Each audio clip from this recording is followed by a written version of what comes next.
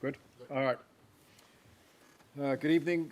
Meeting of the Cannabis Control Board of the City of Jersey City held Monday, March 27th at approximately 5 p.m. In accordance with the Open Public Meetings Act, adequate notice of the meeting was provided by mail and/or fax to the Jersey Journal and the Reporter. Roll call, please. Oh, it is now. Thank you. Let's keep ours at 7. Roll call. Chairperson Bunny. Vice Chair Cantarero. Here. Commissioner Kaplowitz. Here. Commissioner Flanagan. Here. Commissioner Sloan is absent. Okay, the CCB and its duties. The Cannabis Control Board was created by the Jersey City Municipal Council. The CCB is a result of the council adopting an ordinance. We are not the planning board or the zoning board. Those boards were created by state legislation. The Jersey City Planning Board or the zoning board will hear your application as to zoning and land use development issues. According to Jersey City Ordinance 22-003, the CCB will consider the following factors in its determination to approve or deny your application. 1, community impact and outreach input. 2, the number of cannabis establishments within close proximity, less than 1,000 feet to the applicant. Just because a cannabis establishment is less than 1,000 feet from your application is not necessarily a negative factor. Each application must be evaluated on the totality of factors and the surrounding neighborhood. 3, hiring practices employed by the applicant. 4, residency of all applicants and owners. 5, the applicant's commitment to diversity and inclusion best practices. And 6, safety and security plans. If the board approves the application, the board will issue a preliminary resolution of support. Once the applicant obtains state approval, the applicant must return to the CCB for final approval. The CCB shall provide final written approval or rejection within 60 days. An applicant could obtain preliminary approval from the CCB, obtain state approval, but be denied final CCB approval. According to Jersey City Ordinance 21-053, the CCB will ensure compliance with local rules and regulations governing cannabis. Jersey City encourages and promotes participation of minorities, women, and disabled veteran-owned cannabis businesses, and by extension, so shall the CCB. The CCB shall require a Class 5 cannabis retail business applicant to address the concerns about the proximity of a proposed location to a substance abuse treatment center or daycare center. All right, thank you for that. With the board's permission, I'd like to call the first matter, CCB 23-52, Cream of the Pot. Nice to see you again, Mr. Webster. Please enter your appearance into the record. Sure.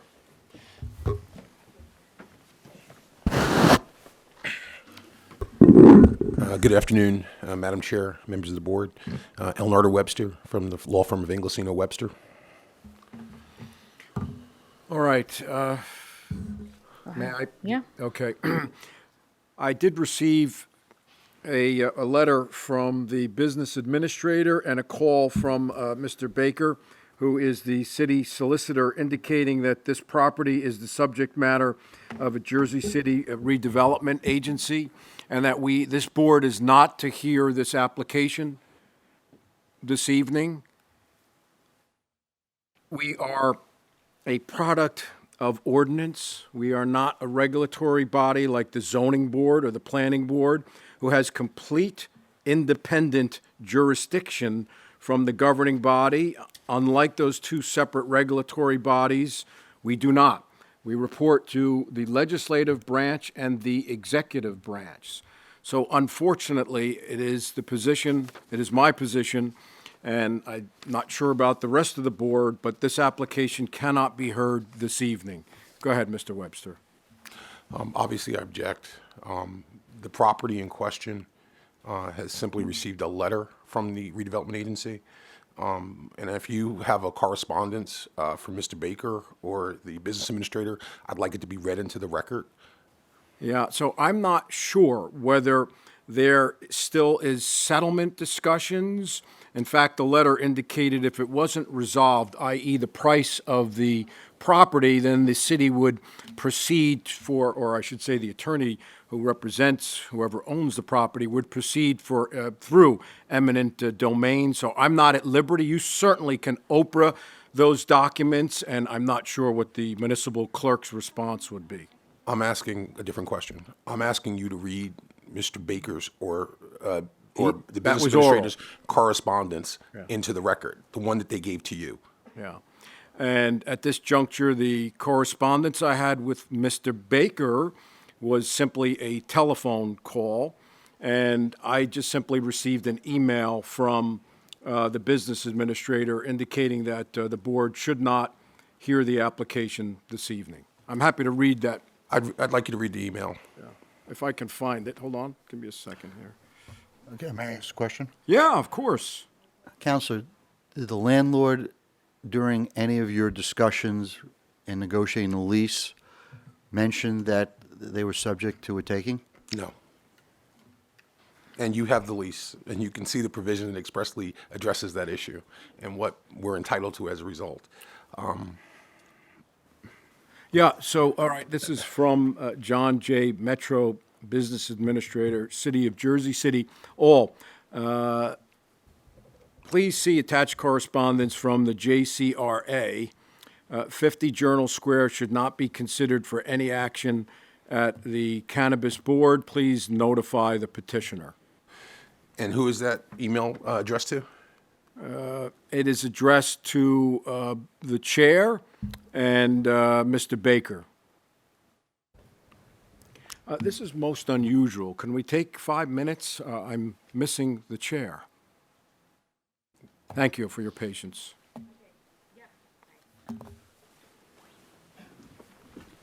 Even though if there's no notice of taking.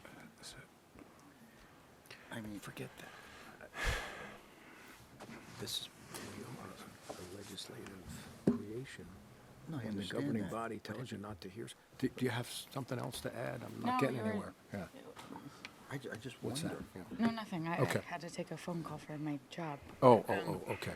So, Mr. Webster, for the chair's edification, why don't you just repeat your position and we can continue the discussion? Yeah, sure. Madam Chair, my position is simply that, that absent a formal condemnation action, the landlord has the opportunity to lease his premises to whoever he would intend to. The property is located in an area identified by the council's ordinance that is eligible to host a cannabis license. There's been no building code violations. There are no condemnation issues with respect to this property that have been issued. Simply a letter of interest, if that's all that exists from the redevelopment agency, simply doesn't reach muster with respect to our applicant's ability not to contract with them. It's unfair. It's, I believe, illegal, and it justifies essentially a taking. And it's improper. To be quite honest, it's probably the argument for the landlord to make. But we're here tonight, and just for the record, I think it's not appropriate, and for us not for that correspondence not to be shared with us, it doesn't make sense to me. But I think that if the city intends to take the property, that's all well and good. But there are proper procedures for that. There are proper etiquette for that, and there's proper protocol. Simply saying, I want the property, and sending a letter to the landlord saying, I'm interested in your property, doesn't constitute, at least in my mind, enough to not hear this application this evening. I think that... I'm sorry to interrupt. Has the planning board designated this area an area in need of Yes. redevelopment? Yes, Well, that's 95% there. yes. Well, in the redevelopment. But that doesn't plan- impact the lease. Excuse me, in the redevelopment plan, is there an acquisition schedule? No. So there's no acquisition schedule in the plan for taking? Right, but this is an existing facility. It doesn't mean that there can't be an adaptive reuse. There's a whole bunch of things that could happen in the planning board and in the zoning board in the planning context. You simply can't say just because we designated property in area in need of redevelopment, you literally ask for cannabis applications to go into areas in need of redevelopment as a way to promote growth and economic development. So that doesn't make sense to me. I mean, what makes sense to me is, simply put, that this board has to follow the ordinance. And the ordinance doesn't give a provision for Mr. Baker nor Mr. Metro to simply send out a missive or make a call and for this board not to do its duty. So Let me flip it on its head, and assuming that you're right, and we would have to hear the application, and it's pretty clear to me that the city has very different plans for this property, you'll never get a resolution of support. So has this body just sat through testimony that is moot? That's this body's responsibility. I'm not so sure. If the mayor doesn't want to give a letter of support, then that's fine. Well, it's the city council. I don't know that the city council is not going to give a letter of support. I think we have strong support in the city council. Mr. Metro nor Mr. Baker are members of the city council. Just to clarify, procedures. A letter was sent Allegedly. to the landlord. Allegedly. Okay, so, but I'm just, hey, I said I, I feel that I am not comfortable moving forward with hearing the application until maybe Mr. Webster should have a conversation with Peter Baker, but we were told the city intends to condemn the building. that's not the procedure. But There is a legal format of how it works. But Commissioner, the process of saying, hey, I want to condemn the property doesn't take the property out of commission. Like, that's a whole process. They may or may not do it. So, I mean, you can't just say, hey, we're thinking about condemning the building. We've got a project in mind, and therefore the property's out of commission. That's not how it works. That's a taking. You can't act as if the property is not there and not ready to be leased. If this property, if I didn't have a cannabis lease, I could simply go to the property owner right now, sign this lease, and open up my business. I could open up a soda shop. I mean, so you can't say that. That's not how this process works. Well, technically, you can't do that because you would need a certificate of occupancy, and then that would have to draw in all of those other partners. But No, I'm not really privy to all of this. A certificate of occupancy is a strictly construction code issue. It's not. It is required for any snack shop, any license. You can't withhold that license because you're contemplating condemning the property. Just like that's the same argument. You can't say, hey, we're gonna condemn I don't the property. have full We're not information gonna- on what's happening here, so I What's just want happening? It is pretty late that we had gotten this notification, but It's again, improper. I don't want to get too thick into the weeds here. I am still of the opinion that this is not a separate regulatory branch like the zoning board or the planning board, who could simply ignore whatever the governing body says. the governing body didn't say that. Let me just finish. Thank you, Mr. Webster. This board is a product of ordinance. And when we've got the legal department saying you can't hear it, you've got the business administrator saying you can't hear it, maybe they'll put something in the ordinance tomorrow or the next day or propose something, but I leave it up to the board, but that's my advice, despite the very eloquent arguments that Mr. Webster is making. I just have to say this. I'm pretty versed in condemnation. And there is a procedure, there's a constitutional right for someone to use his property until there is a formal commission assigned and deliberate a value for that property. Once that happens, or the city actually has to put money into account in a court, then becomes a actual taking. Until then, it's a discussion that the owners can still use their property. Perfect example is the Mexicali restaurant on 440. They got to get an approval of 158 units, even though they were told that the JCR was interested in that property. So, and again, you're absolutely right. Planning board is a statutory board that no one can tell them what to do. But, I mean, there's still the U.S. Constitution about property rights.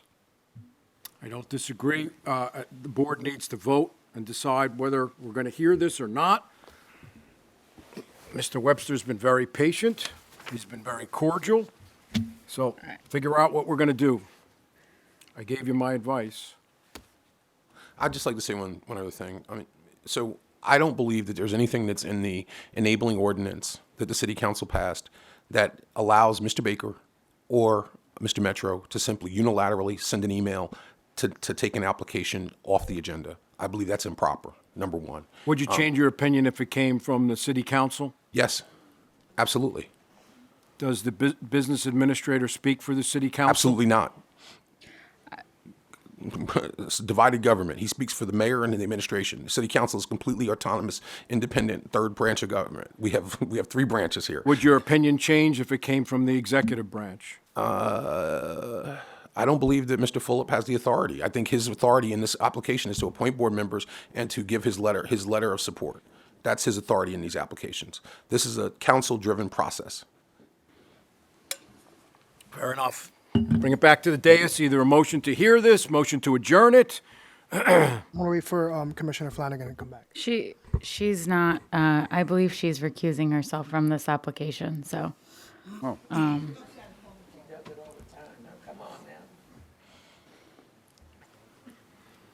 So, one of the 3.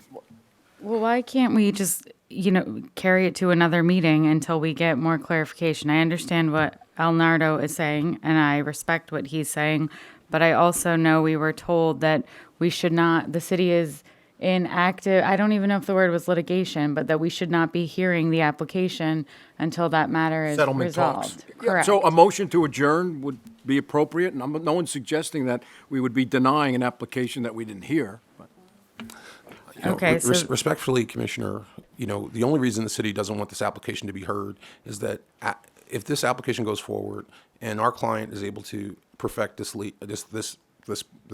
tenancy, that the property is going to be worth a lot more. And so I think that anybody that works for the city, to be quite honest, should have to recuse themselves in this matter. Well, we can do that, but then we also can't hear it because you don't have a quorum. So then we'll all recuse ourselves, but the application still will not be heard tonight. So if your preference is that we all recuse ourselves, we don't have a quorum. So It's improper. I mean, it's. Mr. Metro is your boss. I mean, Again. this is not the way this thing is supposed to work. He is not supposed to inject himself into this process. he didn't. So to He be did. very clear, no, he did did. not. No. He sent an email saying don't have a hearing tonight. That is not what the email says. Your counsel said it. No. What did it? Well, read the email again. Read the email again. all right, Let's read the email. Please. This is We're exactly getting- why this process is not supposed to work this way. It's flawed. You can't have Mr. Metro and your counsel injecting themselves in this process. I have to say, this is a constitutional issue. It's improper. There is property rights. And unless the city is formally notified. But we've already, Jeff, he just said he doesn't want anyone from the city voting on this application. If So- you're going to say that Mr. Metro and Mr. Baker can simply write an email and tell you guys not to do something, then that's improper. That's your boss. That's a problem. right, That's can why we- they're not supposed to be part of this process. All right. I mean, that's a problem. We're repeating the same arguments, your objections noted for the record. Some I'm finished. superior court judge is going to say, maybe you're right, maybe you're wrong. Is there a motion to adjourn? I made a motion to adjourn. Is there a said second? I second. All right, roll call, please. Chairperson Boney, Yes. Vice Chair Cantorero, Aye. Commissioner Kaplowitz, I think this is a constitutional issue, and there's involved property rights, and I believe the application should be heard. I vote no. Commissioner Flanagan, I said I thought you were recusing yourself. I was just going to abstain, so it's Okay. just too close. All right, it's 2-1. The application is carried. Any idea when you'd like to come back, if we can resolve this thorn? I'd like to come back as soon as possible. I'll speak to Mr. Metro and Mr. Baker tomorrow and try to figure out where their head is. Thank you. I presume that they're going to do what they need to do to properly do what they're trying to do in the next 2 weeks. So, I'll take 2 weeks at the same bat time, same bat channel. All right, do we know when the next meeting is? It's in April. April 10th. April 10th? April 10th it is. Thank you for your patience, Mr. Webster. I appreciate you guys' time. Thank you very much. Have a good evening. All right. I still think it's a constitutional issue. I think the city is overreaching. Well, you may be right. All right, CCB 23-45, the Garden on Summit.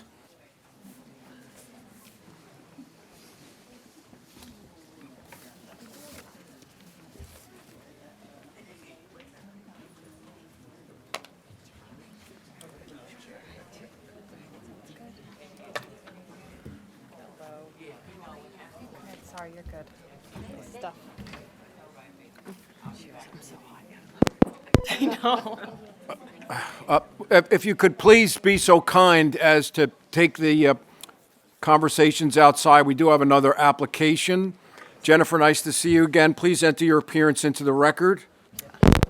Good evening, Jennifer Cabrera of the firm Vicente LLP on behalf of the Garden on Summit LLC. Where are we with this application? Forgive me, February was the last time, if I'm not mistaken. Yes, we came before the board on February the 6th, and it was adjourned with the request that we reach out to community members, which we have done. All right, so who's going to be testifying?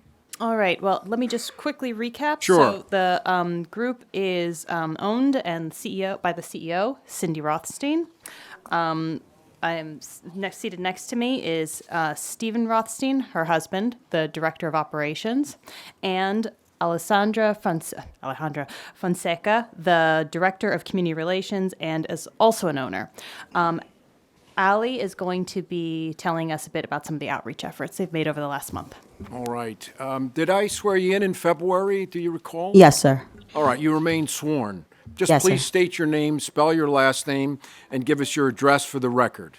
Alexandria Fonseca, Fonseca, 352 8th Street, Jersey City, New Jersey. All right, your witness. All right. Well, actually, I'm just going to turn it over straight to Alexandria to present. Good evening, everyone. We would like to thank you for giving us the opportunity and having us back. Since our last meeting, we have worked diligently to reach out to the community. We met and spoke to the local community businesses, associations, and Jersey City government agencies. We had a wonderful meeting with the Jersey City Historic Preservation Commission. We met with Maggie, Dan, and Sarah, and they are full of support of our project to reopen the new Kirk House. Dan was kind enough to offer us his expertise with any questions on replacing things such as windows and doors, and they were also thrilled to hear how we plan on honoring the building and the area. As you know previously, we also gained the support of the Jersey City Landmarks Conservancy. They as well were happy to hear our plans on revitalizing the new Kirk House and are fully behind our project. With the full backing of the Preservation Commission and the Landmarks Conservancy, we then reached out to the community. We went door to door in the neighborhood, visiting many of our local businesses. This included restaurant classics such as Larry and Joe's, delis such as John's Luncheonette, convenience stores such as Heaven's Deli, liquor stores such as Paul's Liquor, clothing shops and sneaker shops such as Prosper, offices, coffee shops such as Cafe Peanut, and many more. They were very pleased that we'd be bringing more business to the area and loved the idea of the unique structure of cannabis, and a number of them were interested in becoming our customers. We also did a lengthy presentation for the Journal Square Community Association, which we are now proud members of.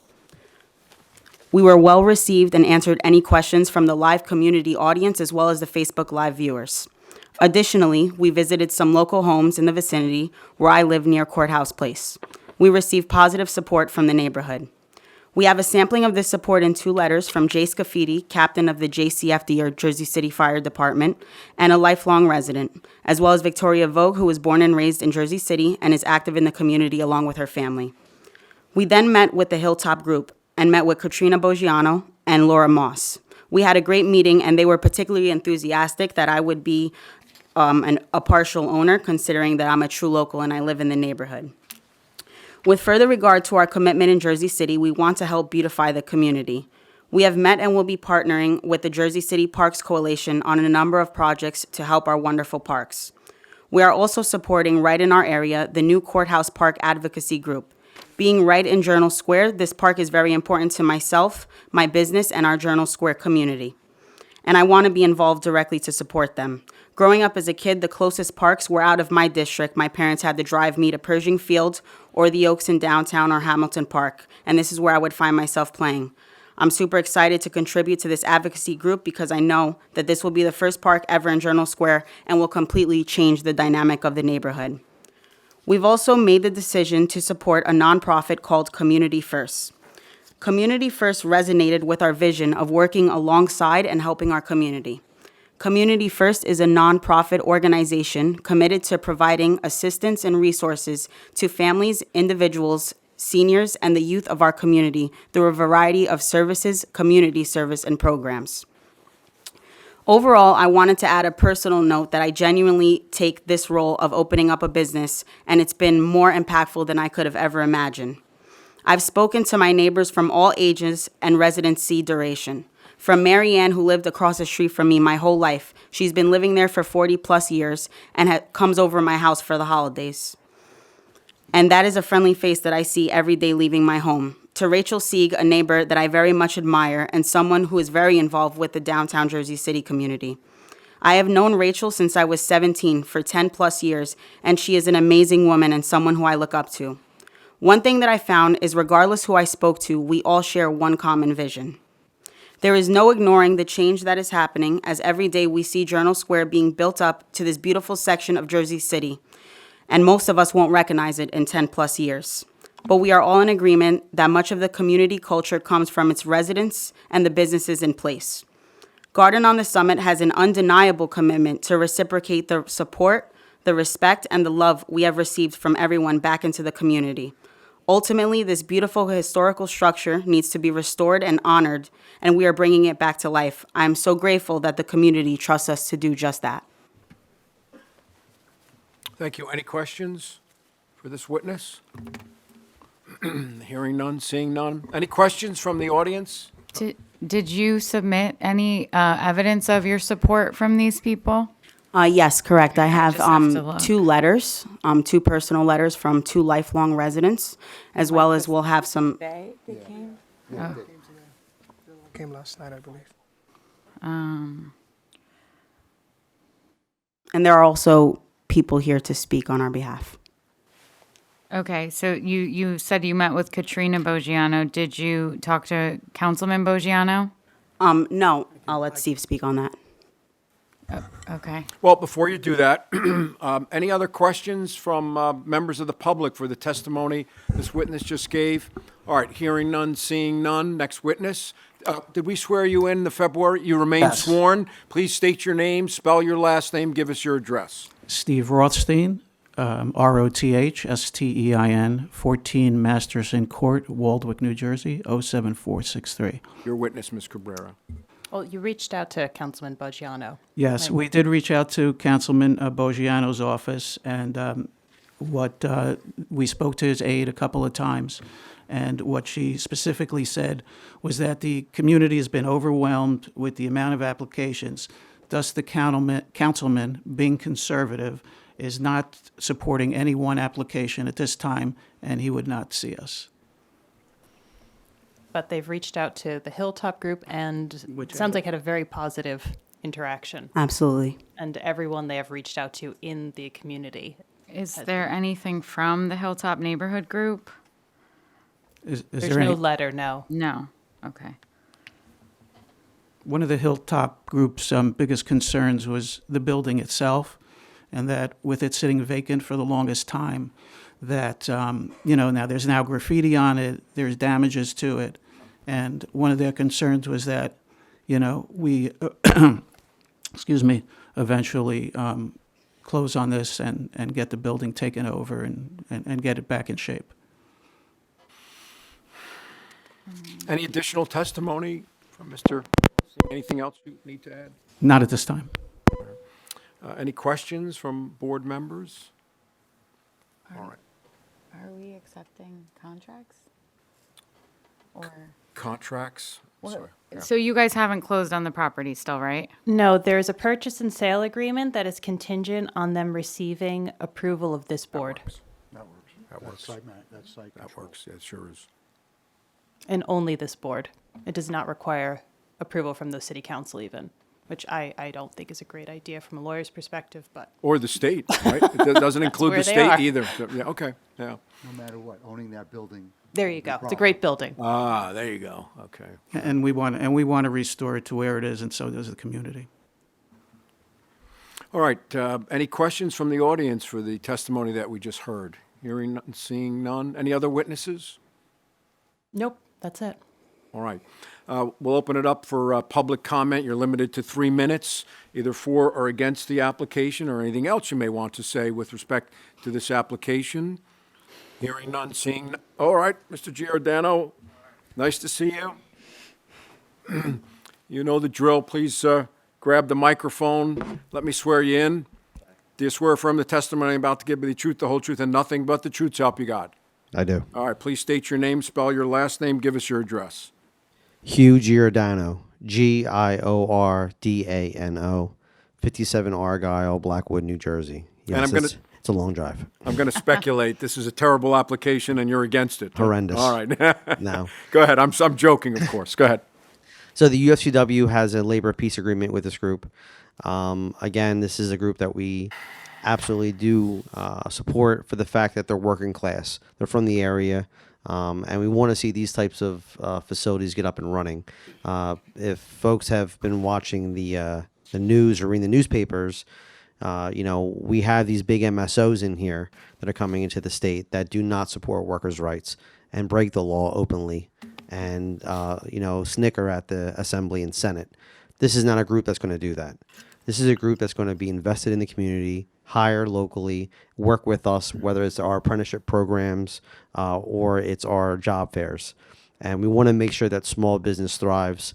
And this is one of these applications that absolutely deserves to be here in Jersey City. Thank you. Thank you. Anyone else? All right. Oh. Good evening. Please pick up the microphone and raise your right hand if you're able to do it. There you go. Do you swear affirm the testimony about to give the truth, the whole truth, and nothing but the truth, so help you God? I do. All right. Please state your name, spell your last name, and give us your address. Put your Stephanie hand down. Flores, Flores. My address is 576 Newark Avenue in Jersey City, New Jersey. What would you like to tell the board about this application? Hi, everyone. Good evening. My name is Stephanie Flores, and I'm proudly born and raised in Jersey City, New Jersey. I'm a school social worker for middle schoolers in special education for the Lodi Public School District. I'm also a small business owner myself. I own an event planning company based in North New Jersey called Eventus Planning. I can confidently say that I know what it takes to run a successful business. I'm aware of the qualities that a position like such entails, and so I stand here today to inform you all of how fortunate you would be to have someone like Allie on your team. I have known Allie now for about 8 years. I met her through mutual friends after graduating from our alma mater, Rutgers University, New Brunswick.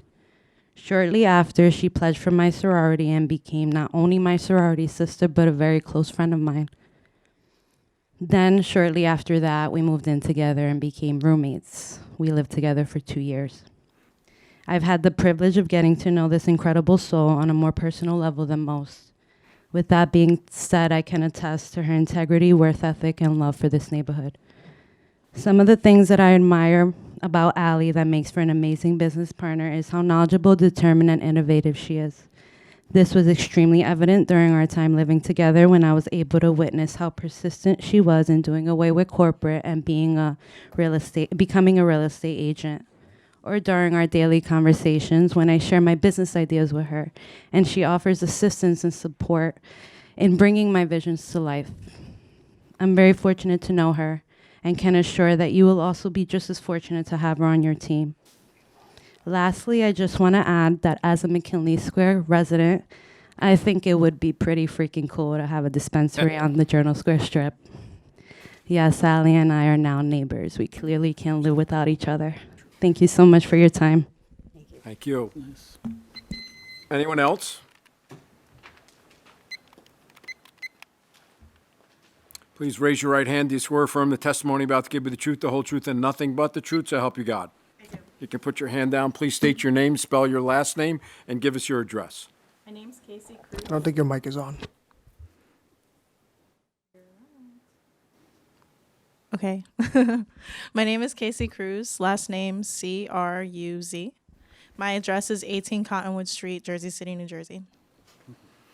And so, I'm sorry, I'm like reading off my phone, but so my name's Casey Cruz, and it's definitely a pleasure to be here today and speak on Allie's behalf.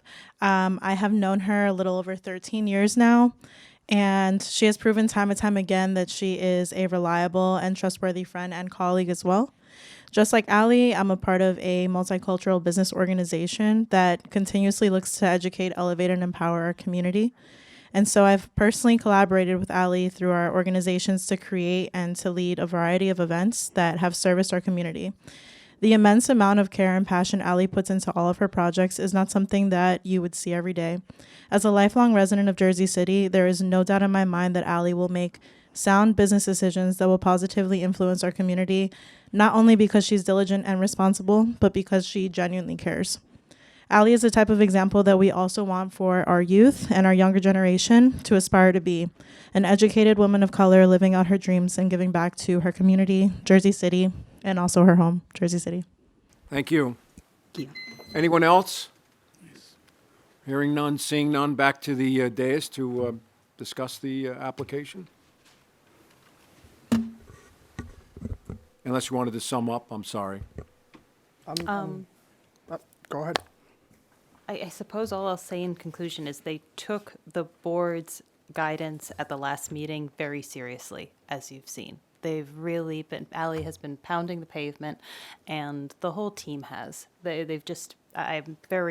one of the best clients I've worked with in terms of their dedication to making sure that they are welcomed in this community. And they didn't really cover it, but there are also a number of workforce development organizations they've reached out to.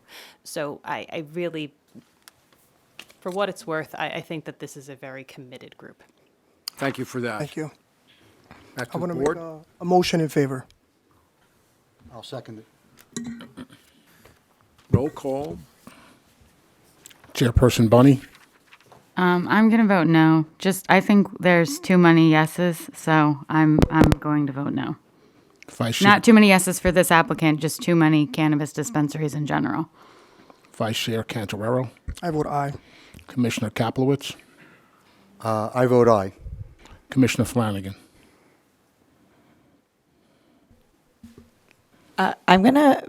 Can I ask a question before I'm going to vote no because I still am confused about the whole Summit Avenue thing, and I have some concerns about a historic location, and the paperwork came too late for me to even review today.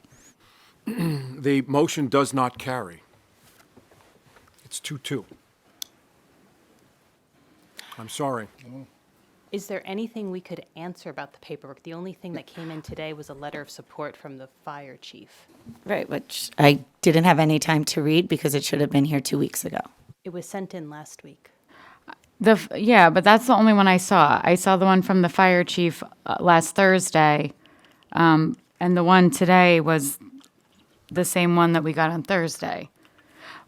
My concern with all of this also is I feel people come in here and tell us there's never any evidence of these community meetings or this alleged support. I do know you spoke to Rachel Sieg because she did reach out to me and say that she gave you permission to use her name because her name has been used by other applicants when it was not permitted to be used. And I know the councilman is conservative, but I know he is concerned about it being a historic building also, and I do think that it would be great for the building to be restored, but I don't know that I feel a cannabis dispensary is the right use for a historic building. And again, like we told you to go meet with the community, and thank you for doing that, but I don't see any evidence of the community support other than you're saying it. But to me, people have to start backing things up here, because when we leave here, what?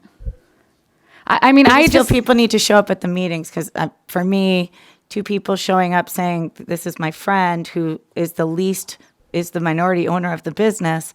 No one's here with any no community people sharing are with here. me that these are great Right. business They're- owners and coming in here. I'm just consistently trying to understand, and it's like I have to make some decisions. I just want to say this. There is nothing in the preservation and remodeling of historic buildings of what it could be used for. So to say that you would deny an application because it's cannabis in it But that's does not what I fall said. into history. But I said I denied it because I think there's too many cannabis dispensaries. So No. please don't manipulate my words. Say that I said I don't have any information from an historic community. Yeah, but from again- the follow-up. You did say that you didn't think it was the right use for a I historic did, but building. that's not why I voted no. I explained why I voted no. I said I think there's too many dispensaries. Jeff, I'm dealing with another issue in my head Go ahead. with when I go and ask if I can like fill an area with cement so that rats don't get in, and I get told no by the historic preservation. They say that's against the historic guidelines. I can't fill it with cement. I'm shocked that they're like, redo it, new windows, because that doesn't compute with what I'm being told from historic. So I'm finding it hard to believe that all these people from inside the city are making these recommendations and supporting these agencies that I have been told, like, the other things from those agencies, not about this applicant, but it's just hard for me without seeing an approval through a process saying that they can actually go and change windows. Okay, And I just want to say something else. I have a serious problem with an advisory board that says there's just too many applications. We're going to pick this one to say yes, this one no. I think that is wrong. I really find it wrong. And I think that it should be adjudicated and in court to find out what the process should be. It should not be arbitrary based upon someone's personal opinion that there's just too many. I mean, I find it objectionable. I really do. You have your opinion. I know. You are. We all are here because we have opinions. We all were put on this board to have votes. And I don't see any evidence. You just said changing windows in a historic building, which it takes years. And so I Okay. don't see any evidence that there is support for that. Would it be possible for Mr. Rothstein to provide some more information on Okay, this? so, but Because hold on. I do feel that there are too available. many where I personally feel there are just too many, but I also said there is no evidence of this alleged support for a historic building. That is a concern to me because no one has said we support other than her two friends and the fire chief who just that's Who the fire chief is yet? yeah, I don't know that person to be, that's not who I know to be the fire chief, so that's news to me. But again, this is a historic building. This is a building that the community cares about, and there is no one here from the community saying we support this building becoming a cannabis dispensary. I would just like to make one comment. It was captain of the Jersey City Fire Department. Okay. All right. So I'd like to But, speak about the like- historical building, if I could, No, please. but hold on. This is not supposed to be a back and forth. Like, you guys had time to present your application to me. I appreciate that you went and met with the community, but there is no one here saying we support this. And this is Chairwoman. the third application for this address. This is the third one Yes, for but this it's the address. but it's not only the us. second time we've been here. Last time you said, please speak to Councilman Bogiano, please speak to the Hilltop Organization. They did both. You did not ask us to come back with evidence. If that is what you would like, we're happy to come back a third time for this purpose. However, that wasn't the request. Can he please speak? Because you didn't ask him any questions about this. He can provide a lot of detail on this. They're not lying. I'm not suggesting anyone is lying. I'm suggesting that this, no, I'm not saying anyone is lying. I'm saying this is a historic building. If someone told me to go talk to people, I would want to be able to prove that I did what I was asked to do. So we're taking you at your word, but I just, knowing the Hilltop Neighborhood Association, I cannot, if they supported it, I believe you could get one of them here to speak in support of you. So can we All right, come back a here's- third time here's what we're to gonna- bring them? Here's what we're going to do. I'm sorry, the vote has been taken. It can't be undone at this meeting. You can submit a motion for reconsideration. The board will hear it and decide whether or not they will entertain yet a third bite at this, obtaining some support from the local neighborhood. But the vote's been taken. So can Mr. Rothstein speak on this? If you're making a motion to come back, you can tell us when you come back. I mean, I'd like to just say something about the historical building because this seems to be an issue. This building, which is an important place in Jersey City, has been vacant for years.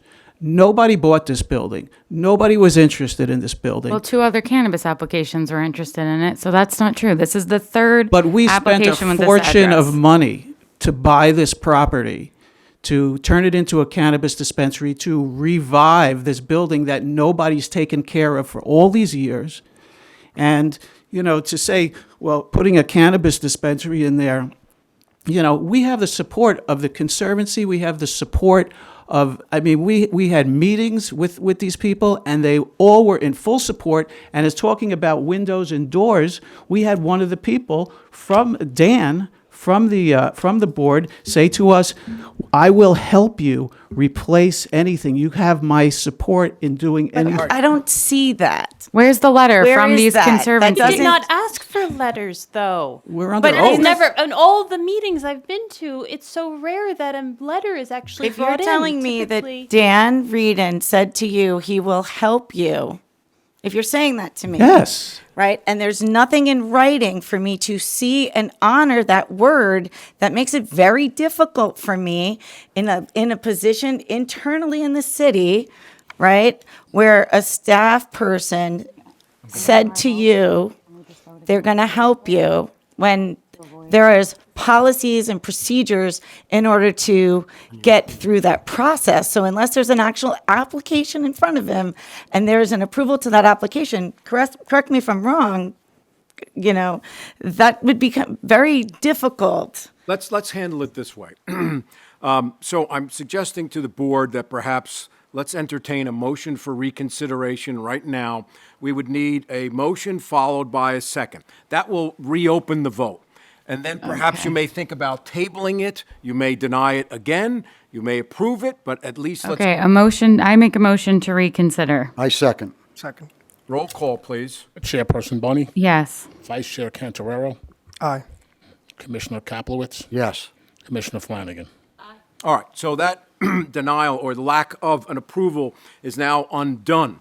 So what is the board's pleasure? Would be the If I would like to table it then. If you want to come back, you can come back. But again, this is a historic building. You have said a lot of names, and we have asked for letters from other people. So to say that we haven't, that's not factual. We have asked for letters because we have had people come in here and lie to us and tell us things that are not true. And then when we walk out of here, And we giving us have to- letters with lies. And we are very happy, then that is our remit. And Okay. we will come back with letters. But Can I make a suggestion? Yes. So we're very, very clear. Exactly what do we want them to come back with? Please. For me, I would like very clearly written by the historic preservation. Okay, that, Dan, read it. that all of the changes that they are being helped with by historic preservation are approved, because that is very difficult, I believe, in a process. And for someone to tell me that a city employee said that to them it feels uncomfortable for me. Do you accept, and now I'm getting a little confused. Let Again, Stacy say what she wants them to give it. I just want to clarify. Do you want them to get a letter from Dan as the historic commissioner? Yeah, because saying that they're going to do this, or do you want an actual He vote? is the leadership of a division of the Housing and Economic Development and Commerce. And if he told someone he's going to help them, I need to see it in writing. I agree. Because I do not feel comfortable with it. It's putting me in a very uncomfortable situation, as if a division director of the city is telling a group, only one group and no other groups, this, when we had the same address in front of us already. I agree. I'm sorry. This is how I feel. That's I completely totally reasonable. agree. We'll take care of it. Right. I What totally else? agree with you, Stacy. Anything else that we No, want them? listen, I feel that if you're using somebody's name, you should have something to back that up. So you said you met with Katrina Boggiano and Laura Moss. I did not see a letter from Katrina Boggiano and Laura Moss. And this is a historic building. Yes, it has been vacant, but the neighborhood should have more input, I feel. I feel that, and for the audience who's, booing or clapping, this is a very difficult position for all of us to be in, because when we leave here, we have to deal with the backlash from the community. So people say they didn't know the meeting was happening. Nobody told them. I personally have advocated for a notice requirement, because I do feel that people don't know these meetings are happening, and I am not going to be the person who approves this and then everyone's everyone's mad at me because they didn't know about it. So I still feel there should be a notice requirement. I think that if you're using somebody's name, you should have evidence of that. And I also feel that, yes, we have approved like 46 of these, Maynard. How many? Like, it is incumbent on the applicant to show us their best when they're here. Like, So- it's your job to give us information. Recap, exactly. And Just to that's, recap. that is precedent. We have done that and we have denied others for that and for not And showing also, we that. cannot get things the day of. Stacy is We sent this last week. the one, yes, but something came through from you guys today. From me. Yeah. And No, we it did have not come asked from us that today. all documents be sent 2 weeks prior to the meeting so that we have time. These are hundreds of pages, these things. We have to read them. We have to, and Stacy, Jose, and I cannot, Jeff is a realtor. Jeff works on his own time. We cannot review, like, I literally get out of work at 4:30 and come right here. I don't have any time in between then. So we have to get the information 2 weeks before the meeting, or it's not being factored in. Just to be clear, any additional documents received after that 2-week cutoff, we make the applicant and the board aware that it's a late arrival and it may not be reviewed.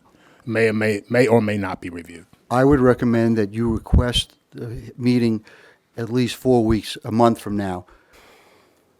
Or, so they had time to get the Yeah, stuff I think so too. within 2 weeks. Yeah. Well, the next meeting is in 2 weeks. Well, So that- if you but they need won't to- have time to Don't submit have time anything. to get Yeah. letters by then. So either letters, preferably live bodies to sit at the podium. Yeah, I feel that Not a anyone problem. could ask their friends to come here. And I'm sure you are very lovely, and it was very nice of your friends to come here. But, I mean, At the end of the day, anyone who I either A, do business with or B, collaborate with is my friend. That's the type of businesswoman I am. I tend to befriend everyone in my community. So likely you won't get anyone coming up here saying, I know Allie, but I don't know her, you know? I don't think it's about that. I think it's about there's 3 people sitting in front of us. You are the minority owner percentage wise, correct? Correct. And it would be very helpful when we don't have all of the support in front of us, right? To have people that have done business with entities to share with us that, because this is not easy. I'm not here to ruin anyone's life. I understand people have decisions and put money in these things, but when you're putting money in these things, come with your team, because that will be helpful.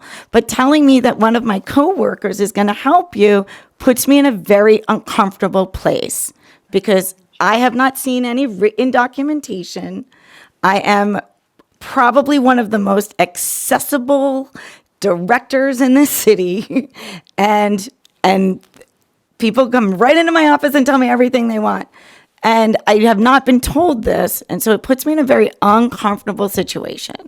I just want to end this with, I am a very honest and integritable person. It never even crossed my mind that you guys thought that I would be, I know that I understand. okay, Please, no, I just no. want to, This is not even supposed to be a back and forth, and no one's accusing you of anything. We have to treat everybody the same. Every application has to be treated the same. So I just want to No clarify. more. no, because this is. I'm sorry. We did what you guys wanted. We reopened the motion and we voted to adjourn, and now you're arguing with us. You're saying we are accusing you of lying, which none of us I'm ever not said arguing. that. I'm sorry. I thought that. I'm just speaking to the board in front We of never me. said you don't have integrity. We never said I you know think you you're a didn't liar. say that, but we I'm said we explaining want to why. see. I'm just explaining why I chose to do things the way I did. I understand what you would like, and moving forward, I'm happy to work exactly how you want us to. See you on May 8th. Thank you. Thank you. All right, the next application, CCB 23-55, High Key 201.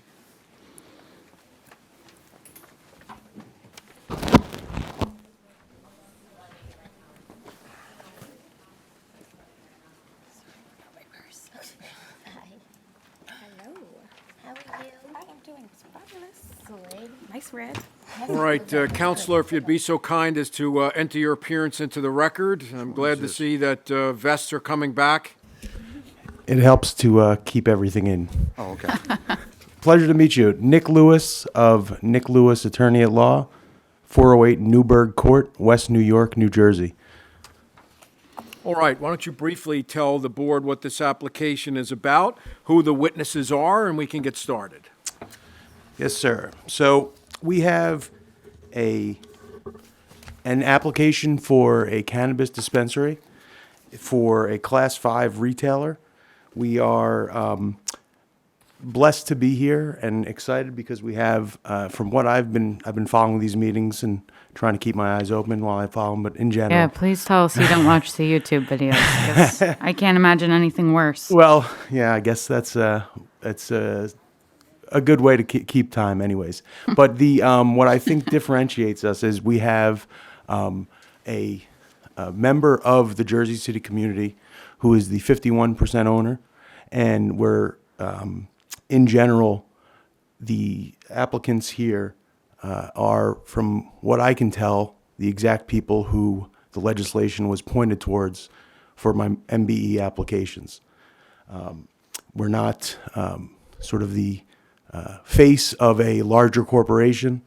I met Craig when I was a resident of Jersey City a few years ago. Craig's a lifelong resident of Jersey City. And Carol is also a New Jersey resident and now a resident of Jersey City, but she's grew up in Montclair, correct? Yes.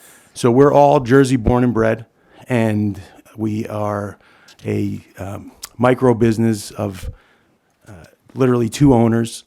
Everything that we've submitted is from us directly. We have our 95 Monticello Avenue location in which we've entered into a lease. It's not a letter of intent, as I've seen some others have applied.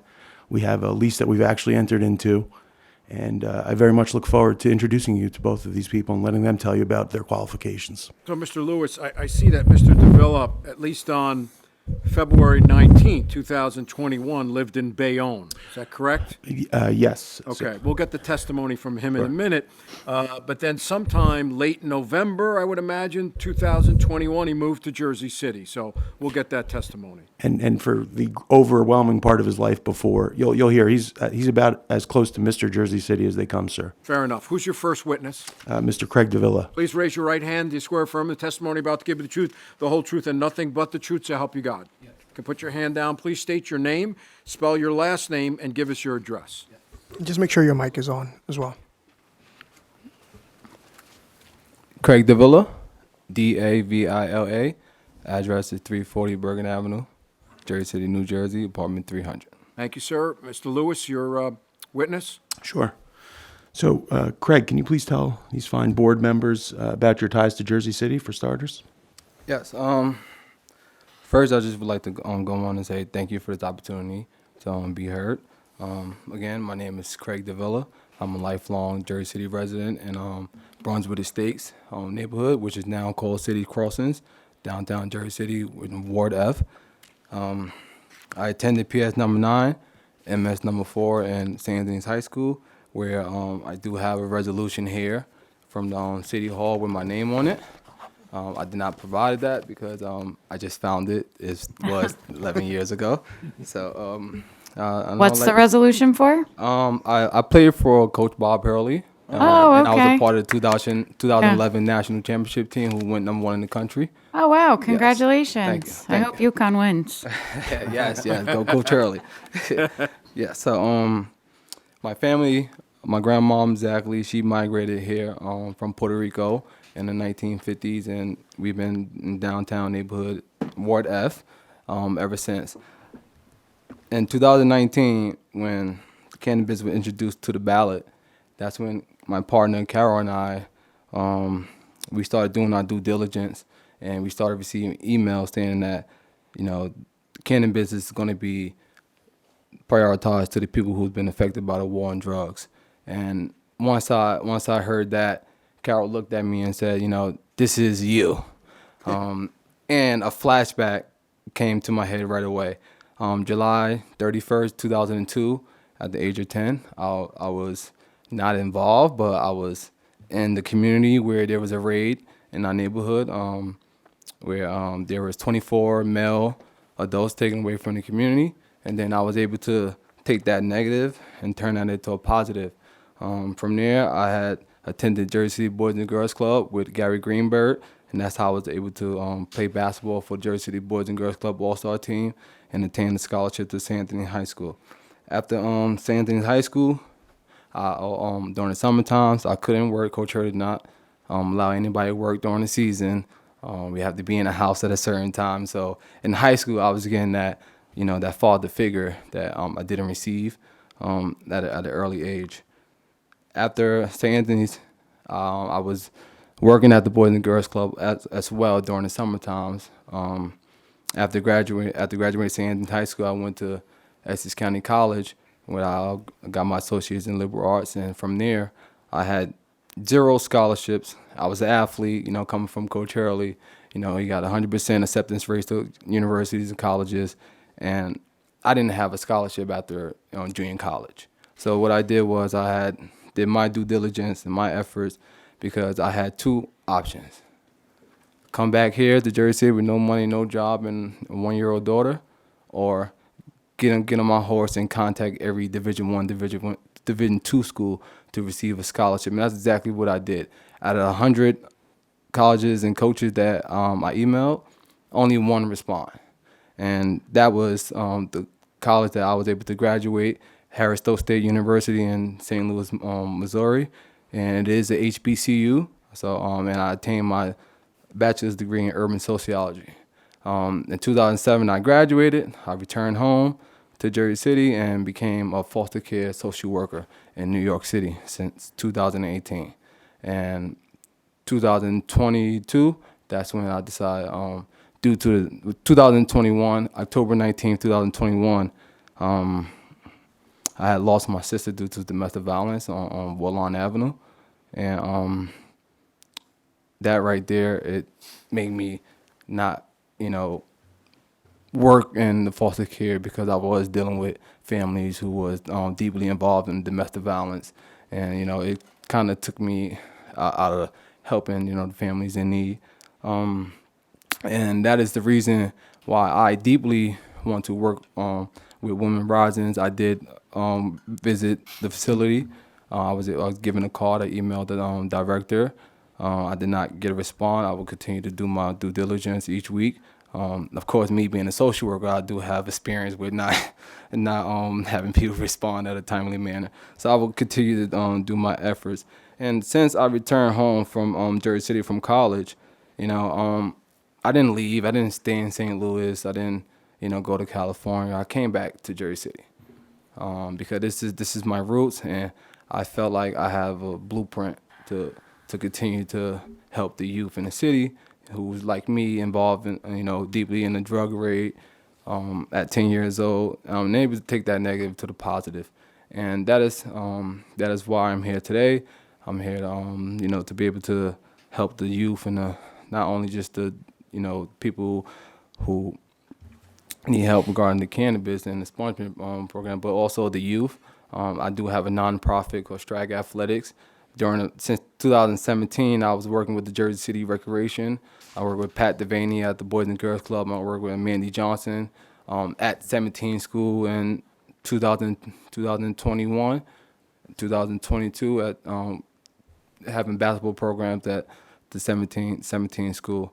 And I also ran basketball programs at Lincoln Park for Coach Hurley during the summertime. We're currently still doing it, and this summer, hopefully, we will get able to go ahead and have the program again this summer. I didn't hear anything, but I'm definitely, interested of helping the community continue to be a focal point of a blueprint of how to succeed and come from a negative, environment and turning that to a positive. How are you going to be involved in this business? Cannabis? Well, are you the owner, the 24-hour contact? Yes, I'm the owner, 51% owner, Carol and I. I'm the 24-hour contact, and I am also the COO of the company. So in other words, you're going to be there I'm every going to be day. there 24/7. I'm 24-hour contact. Okay, and what are the hours? 9 a.m. to 9 p.m. 7 days a week? We are a micro business, so I am aware of the 1,000-pound limit. So I probably would like to keep Sunday open for a short period of time, just because we won't open 7 days a week and meet a milestone of selling 1,000 pounds if we can in 2 weeks. So I'd just like to cut time down. Okay, and you can only hire 10 people. Do you know what you plan to pay them? Yes. Our pay rate can go for $18 to $20. Okay. We are going to meet the global demand. So whatever, if it's 40,000 a year in the whole country, then we will hire our employees to make 40,000 a year. Okay, and then you're also, you can have 10 employees, and you plan to hire as local as much as possible? Yes. I am from a community within a community. Brunswick Estates housing complex is right across the street from Ferris, the colorful houses. Mhm. So I can definitely help the people who's affected by the war on drugs, and not just my friends. You know, they are people who's affected by the war on drugs. Even being able to help my family members. I do have 8 siblings I could hire myself. So. But I would like to also, Team. That's a team right there. I would just like to give other people in Jersey City the opportunity that I never have, and that's where I'll become that blueprint again to be able to assist the people in Jersey City. So what was the name of the nonprofit that you run? So I have a nonprofit called Strag Athletics, STRAGG, and the acronyms stand for Self-Trained, Respected, Assertive Global Grinders. Okay. And then, so, like, funding will go to this and Women Rising and expungements from what I think I heard you say in that, right? And I should note, I'm going to be heading up the expungements. I'm actually a civil rights attorney, and the expungement part of it was very important to me. And that's, Craig knew this as well. We were friends first. And so expungements and helping people clean their record, as well as giving jobs to people who've been affected by the war on drugs, and in general, helping people with felony records get employment from the community is extremely important to us. Okay, and so how are you going to hire people? Well, our biggest thing is community outreach, and me having a social worker background, we're going to go out and do the groundwork, whether that's flyers, posters, even social media. We also want to build our social media, so with that will give us a chance to be able to build our social media and help the residents of Jersey City and the bordering towns. Okay. So you plan to give to your nonprofit, you're doing the expungements, and then you're going to give to Women Rising. I also want to start a foundation for the city, and it's just not just for my community, Ward F. I am big in helping the entire city, so whether that's the Heights, all around. So I would want to start a foundation because I felt like I had an outlet, and the youth these days do not have an outlet, and I feel if I could bring sports into the city, which the Boys and Girls Club helped me, I can go ahead and be able to, put people in the shoes that I am, going to college and have a free choice of deciding what they want to do with their life. Yeah. And also, I met with Gary Greenberg too.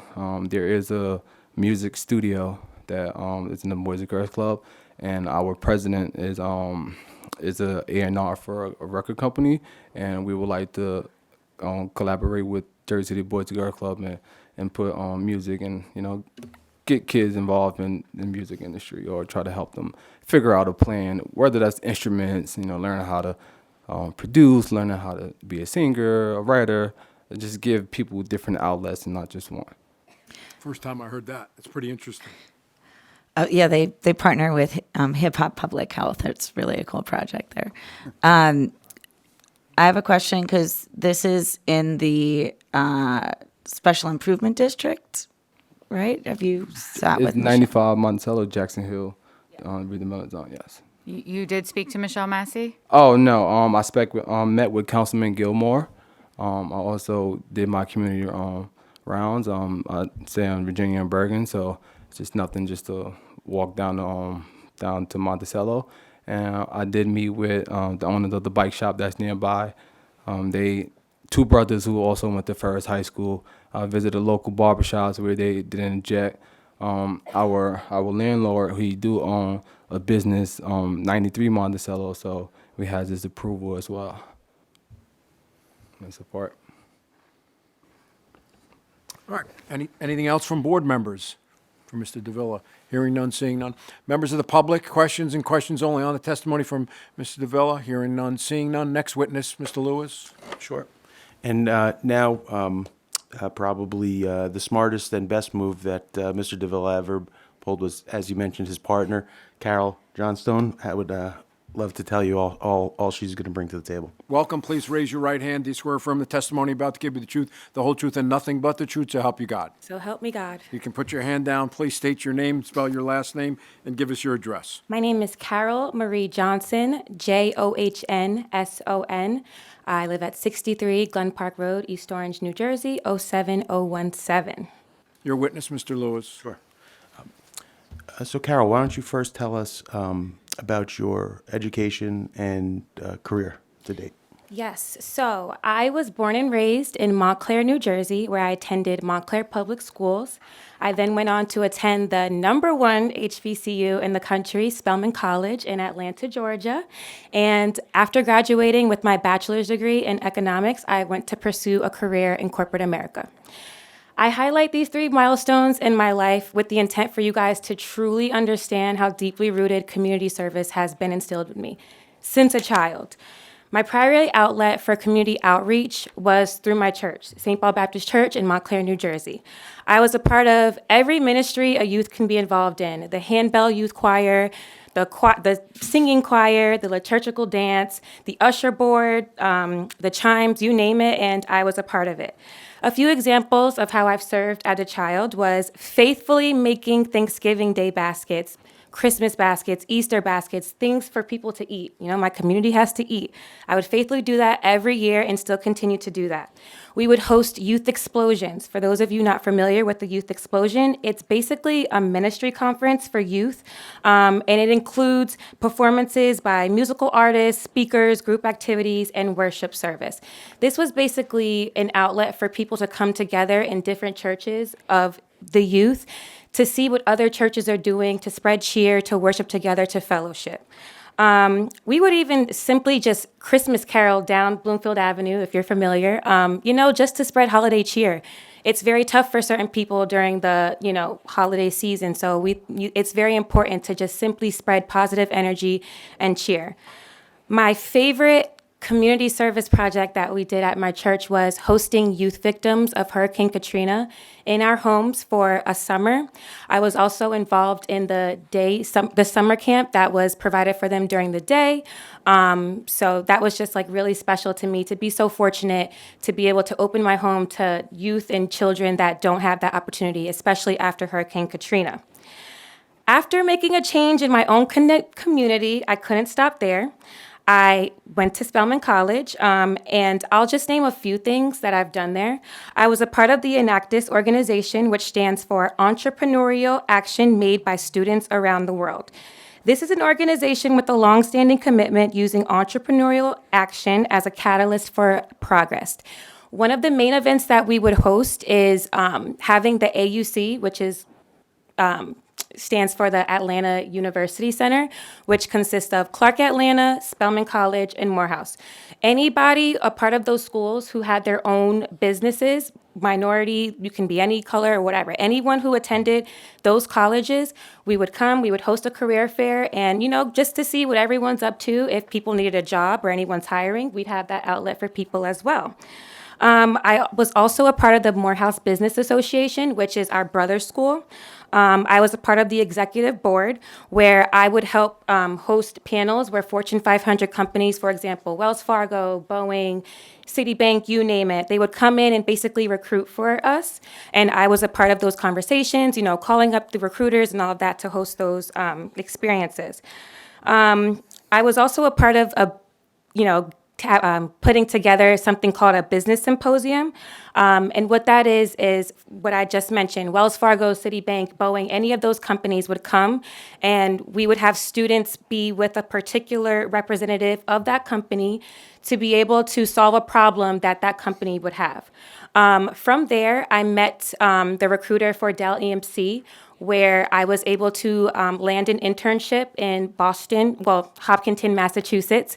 And that's when I was exposed to my first employee resource group. For those not who don't understand who an employee resource group is, that's where corporate America basically has different groups for people to join being a part of a company. For example, there's a women's group, there's a Black employee network, there's veterans groups, there's Asian groups, there's a bunch of different groups. So I was exposed to my first employee resource group, and that was just a great experience, you know, being in college and being able to be around other Black people in a corporate America where there's mostly white people. I'm just going to be candid. You know, it was very comforting and it was a great experience. So aside from all that, in order to even graduate or get into Spelman College, you have to have community service. So those were just some of the things that I was involved in, but there's many more. I mean, you name it, 4K walks.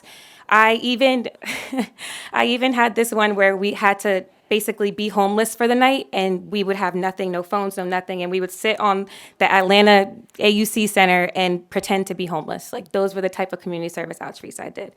After making a change in and through my own school community, I couldn't stop there. I landed a job at Nielsen, where, of course, I had to join an employee resource group, and this one was called SABLE. It stands for Sustaining Active Black Leadership and Empowerment. I was the co-chair for networking and recruitment, and we just hosted so many different events. I mean, we had panel discussions, we had happy hours, we had holiday parties, we had just, you know, things for people of our employee resource group, and you don't have to be of, you know, Black or anyone. It could be anyone coming to these events and helping that. Let's see. So sorry. I think Carol also might be, we're telling, and just to be clear, Carol's the four other owners, so they're 100% 49%, owners. The yes. two of them are 100% owners of the company. I think maybe also sharing how we picked up consultants within the cannabis industry as to how we're going to be running with people who have experience running cannabis businesses. Yes, so we actually have a witness for that. Oh. Thank you, Nick. Yes, Wanna but we switch will get seats? there. Carol often checks me. Carol's my counsel, actually. But why don't you tell us what you're going to be doing at this point? We know he's going to be there all the No, time. absolutely. I'm almost done. I mean, I have a long list. So after attending Nielsen and being a part of Sable, I also went on to, I switched to Comcast Spotlight, where I was also a part of the Black Employee Network there. I was, again, a part of the chair, because once I was at that internship and I was a member, I said, oh no, I have to be a part of every board that I'm a part of moving forward now. So I was also a part of the executive board for Ben, and to show how committed I was, there was only a team in Boston. So I literally had to drive to Boston like once a month to attend these board meetings in person, just to show my commitment. And of course, yes, it wasn't in New York where I worked in New York. It wasn't in Jersey. It was in Boston. And I didn't mind helping out another community. I live in Jersey. I work in New York. I'm helping the New York community. So, you know, I thought that was another great experience. So now I am working at NBC Universal, where I'm also a part of the Black Employee Network, and we are just doing a bunch of different events. I mean, one in particular, just to say, is a sneaker ball. So like you dress up in a gown, and then you could put your sneakers on, and it's just, we're inviting every single employee resource group to that. So I'm just like very deeply involved in helping the community, not only from a physical standpoint, but also community is about race. Community can be about religion. Community can be about anything. So I'm just about helping any type of community. So with that, imagine a well-educated Black woman from Montclair coming to Jersey City and making a difference in the fourth ward, or the fourth F. Ward F. Yes, Ward F. What are you going to be doing? I am the CEO, so basically just making the managerial decisions. So I know you have a full-time job. I do. So to what extent are you going to be involved in this business? So I plan to leave corporate America upon being granted, this experience. So you're going to flip full-time to this business? Absolutely, looking forward to it. All right. Any questions on the testimony from this witness? Hearing none, seeing none. Members of the public, questions on this testimony? So you told us about all the stuff that you did when you were in college, but what do you plan to do here in Jersey City? So we can talk about our community. Can we bounce back and forth now? Yeah, We can talk go about ahead. that. Okay. So we had a bunch of different things on our community outreach thing. We can, say a few. Expungement clinics, of course. We have Nick that will be heading of that. That is going to come on a, what's the word I'm looking for? On a Appointment basis. appointment. Sorry, I have so much. An appointment basis. We're going to do our own career fair. I know there's been people saying we're going to, go through different, what is it called? Scouts or something? Scores, yes. We are the community. I mean, Craig was born and raised. We can't go anywhere without anyone knowing him. So we are the community, and we would like to host our own career fair if, possible. We're also going to be hosting informational webinars. Well, not webinars. So we actually... Our landlord has a space outside where you're able to rent it like an outdoor area for the summers. And what me and Craig plan to do is having an interactive informational session to invite people to educate them. It can be the adverse effects of, cannabis. It can be anything. So we want to have an interactive way for people to actually learn without saying, oh, you're going to sit through this webinar or sit through this panel. Also maintaining and expanding the sports culture in Jersey City. We feel that sports is probably the most important and nearest, dearest thing to our heart. I mean, he's the epitome of basketball. So, human engagement, period, sports is, what it is. And we don't feel like there's enough sports, there's not enough, I'm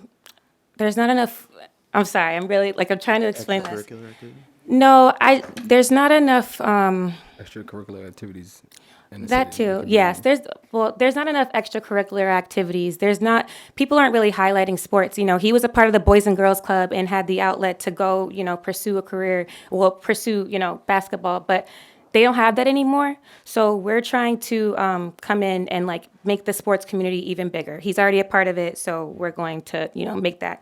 And not just for the summertime, all year round. Yes, all year round. Create more sports Yeah, and opportunities. with that, it also create job opportunities for the people in the community.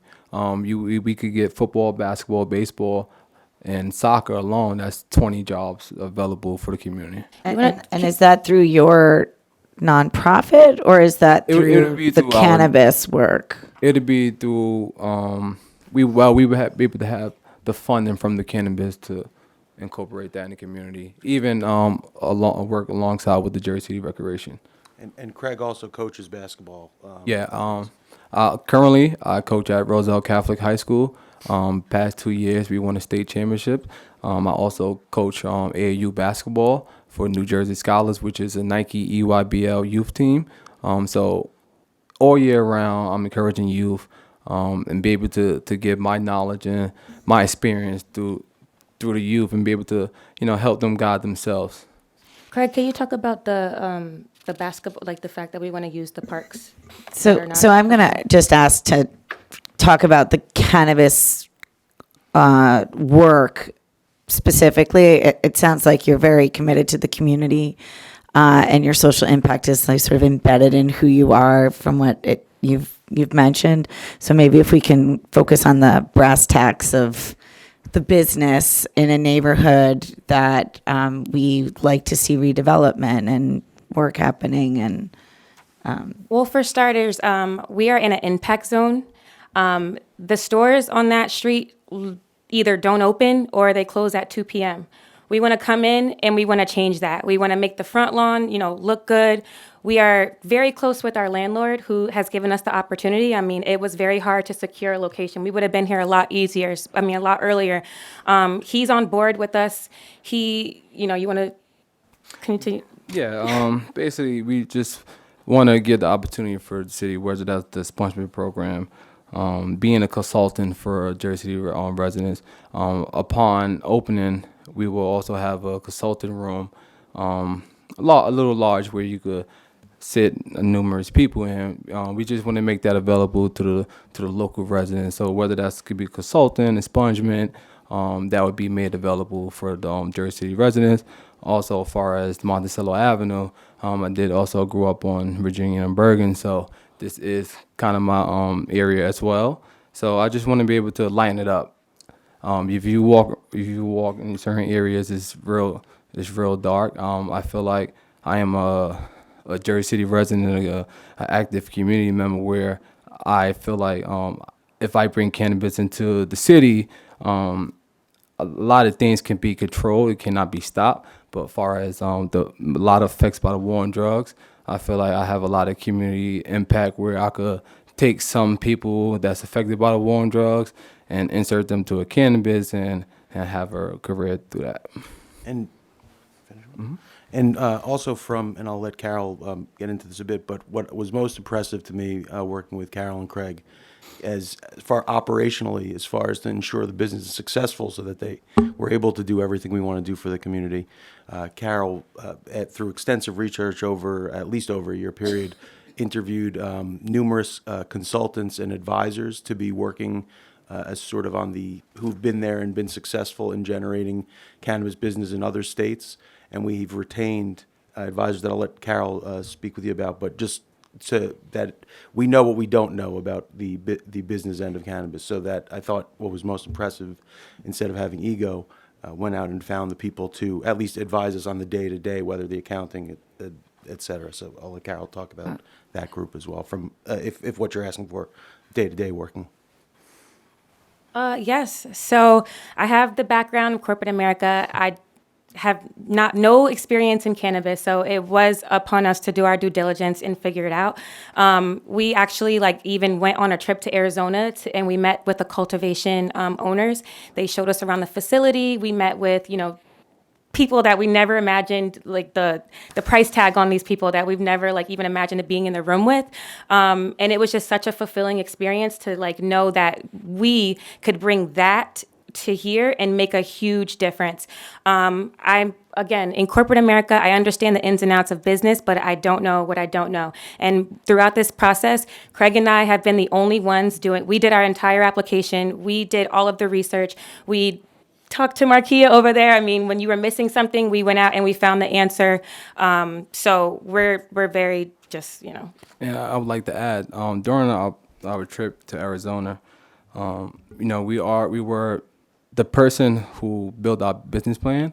They are the ones who have the cultivation in Arizona. So therefore, we will utilize them as a consultant, and we was able through them. We were able to meet with people who own cannabis retailers. So with that connection, we also met with cannabis owners.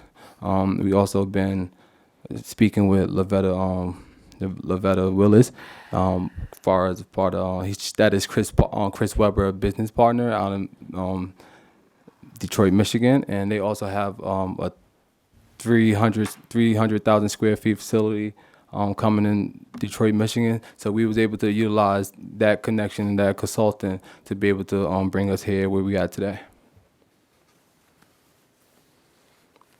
Okay.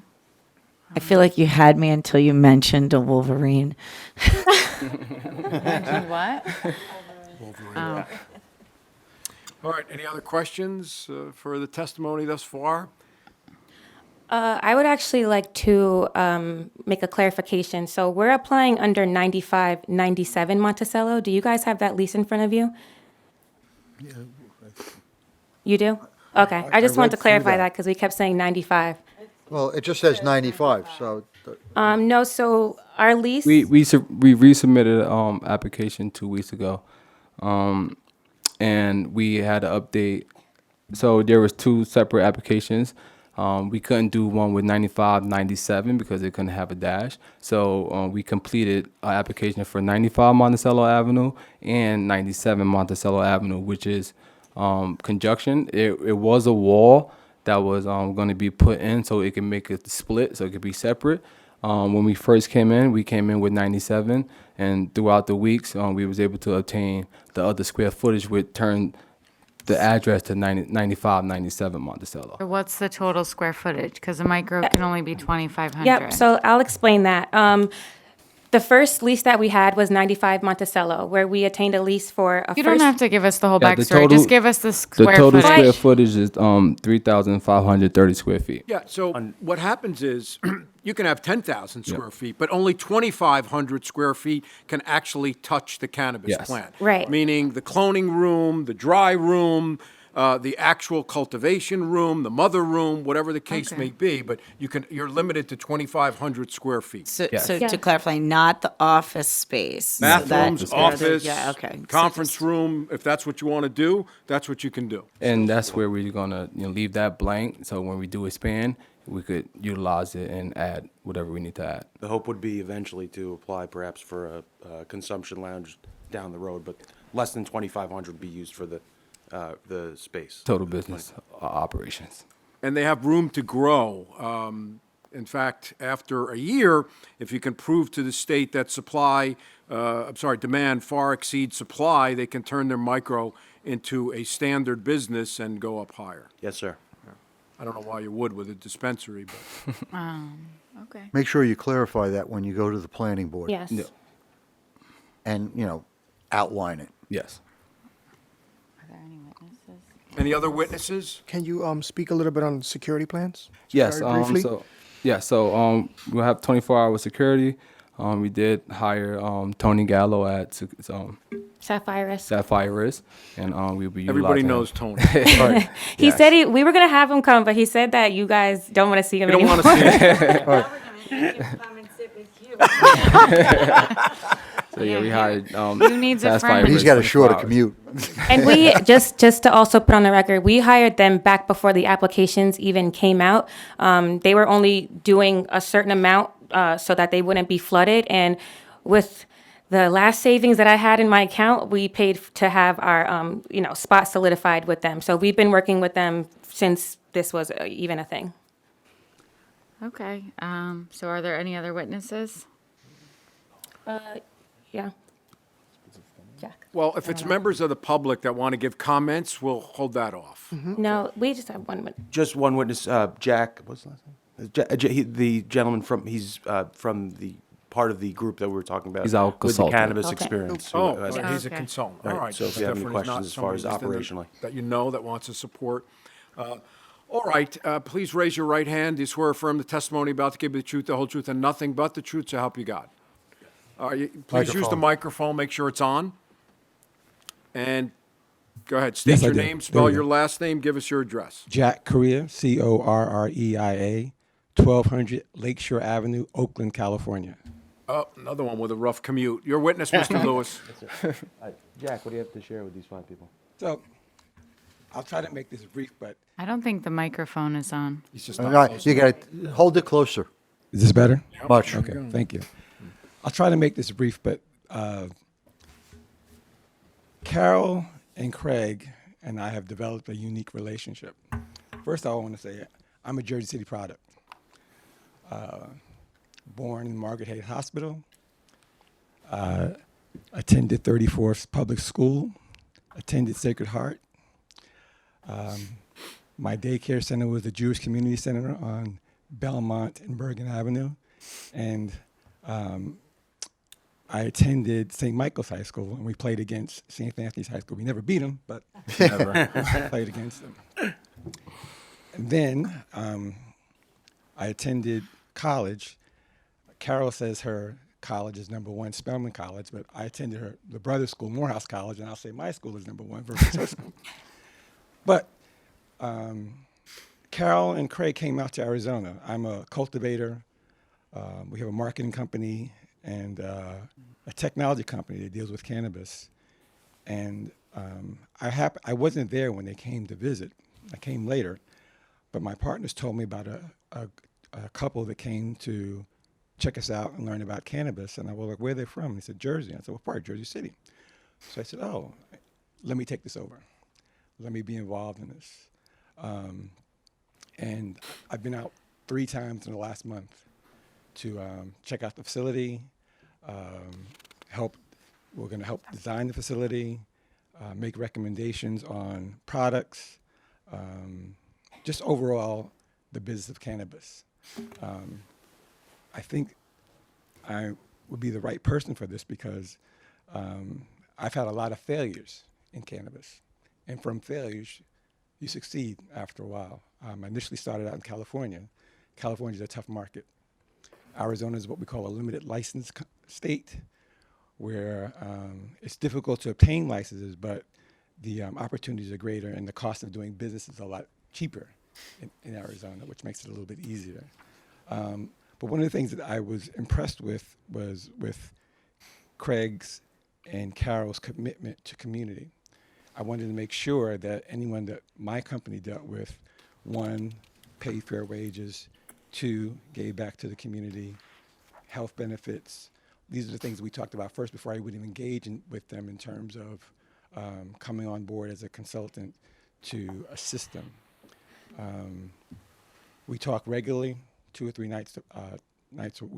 times a week, in terms about what the plan is and what we want to do.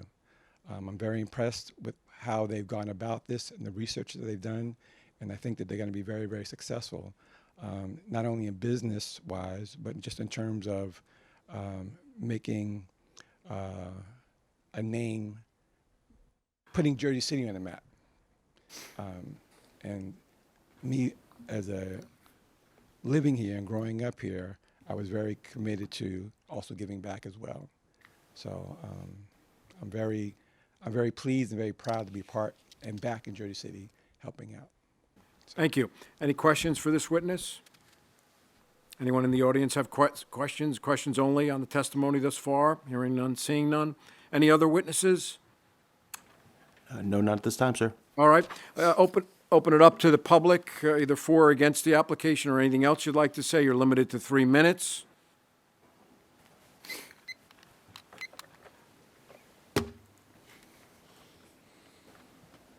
Welcome, sir. Grab the microphone with the other hand. Please raise your right hand. Do you swear affirm the testimony you're about to give will be the truth, the whole truth, and nothing but the truth, so help you God? Yes. Please state your name, spell your last name, give us your address. Bilal Joseph, J-O-S-E. Put the mic, turn the I mic don't on. think your mic is on. Bilal Joseph, Joseph, address 11815, Studio City, Laurelwood Drive, Studio City, California. All right, another one with a rough commute. What do you want to tell the board? I just want to say... Just keep the microphone next to your mouth, please. So I grew up with Craig. You know, we both grew up in Brunswick Estates. I actually grew up in Lafayette Gardens. I moved to Brunswick Estates when my mom died. And I know Craig since, I'm probably like 6 years older than him, so I knew him since a long time. And I watched, him grow up with his family, the circumstances we all go through, parents on drugs, grandmother raised us. I kind of was like a unofficial sponsor to Craig throughout the years. We went through the same programs, Boys and Girls Club. I actually went to Rutgers University. I graduated with a degree in economics. And then Craig, watching Craig in high school, just helping him stay out the streets and making sure he was good, making sure he had the clothes and sneakers if he needed, so he didn't have to be in the streets trying to get it. When he got to college, I would go to St. Louis. I went to his championship game in St. Louis, just supporting him, just making sure he had the support he needed to make it, because I knew how hard it was for me to make it. And throughout the years, he's like my little brother. I can't even call him my best friend, like my brother. Strag Athletics, I'm a part of that. That's what we do. What I do, so Travis Scott is my business partner. I'm his manager. I've been in the music industry for 10 years now. I'm the music executive he talked about with Boys and Girls Club. Gabby Greenberg actually helped all of us, get through the ropes. And I just feel like, with Craig and Carol, with the high key, I feel like it's very important for the city to have a business like this, because even in the community, when I grew up, baseball was my first sport to play, all of us. It's no baseball programs no more. Boys and Girls Club don't even have the basketball programs anymore. It's nobody doing anything that's really like helping the kids out, that's really showing them the way. And I feel like with Craig, man, I see him coaching basketball at AAU. I've seen him go through a lot these last few years. And what I really, really admire about him is that I didn't think he would get this far, honestly. You know, I told him. Nah, Great bro. cheerleader. As far as like, not in life, just as far as like with the cannabis stuff, you know, because he came to me. So I own a cannabis brand in California. Me and Travis, we own a company called Cactus Farms. We're in over 100 dispensaries in California. We're in 4 dispensaries in Arizona, and we just got into Florida, and we're expanding. So we own a brand. We don't get into the cultivation or the stores because we felt like it was easier on the investment. We don't have to put out any money. You know, Travis is a marketing himself. So I'm impressed with Craig, how he made it this far. You know, me, I like execution in my life. You know, I feel like I got great ideas, but it's so hard for me to execute. I hire people to execute things for me. And to see him go through, you know, the death of his sister, losing his job, losing a lot of things these last 2 years, and mentally stay focused and really get to this point where we are today, to sit in front of this board and pitch his idea and pitch his company, like, I admire that for him. And, you know, I feel like, man, he could teach a lot of kids how to really, really, like he said, turn the negative to a positive, like how we all did. All right. Well, thank you very much.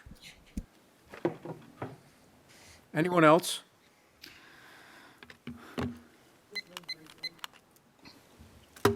Welcome, sir. Please raise your right hand. Do you swear or affirm the testimony about to give you the truth, the whole truth, and nothing but the truth, so help you God? I do, thank you. Put your hand down. Please state your name, spell your last name, give us your address. Sure, Leroy Johnson, Johnsson, and I live in 9 Quarry Terrace in West Orange, New Jersey. What would you like to tell the board? I just have a comment. I work in administration for a public school, so I'm not going to take your time because I know it gets kind of weary. But I just wanted to acknowledge the stories that you guys have both told. It's right there inspiring. It's not easy to always be open about intimate stories, but I appreciate that and just wanted to acknowledge that publicly and thank you because that was inspiring alone. Thank you. Thank you. Thank you for that. Anyone else? Hearing none, seeing none? Oh, did see one. Okay. Please raise your right hand. Do you swear or affirm the testimony about to give you the truth, the whole truth, and nothing but the truth, so help you God? Yes. Please state your name, spell your last name, and give us your address. Naima Terry, last name. Is that on? Naima Terry, Terry, 111 Mulberry Street, Newark, New Jersey, 07102. This is my first time actually meeting Craig. I'm gearing up to apply for the license on Martin Luther King Drive, and I've had a few conversations with him. He's so passionate about doing this. He actually was looking for a backup location, and I like the fact that he was looking on the Ave. He's not looking where everybody else is applying, and I also just wanted to recognize his story. I have been falling asleep watching your YouTube videos and like doing research, and this is like You don't have to take Klonopin to go to sleep anymore.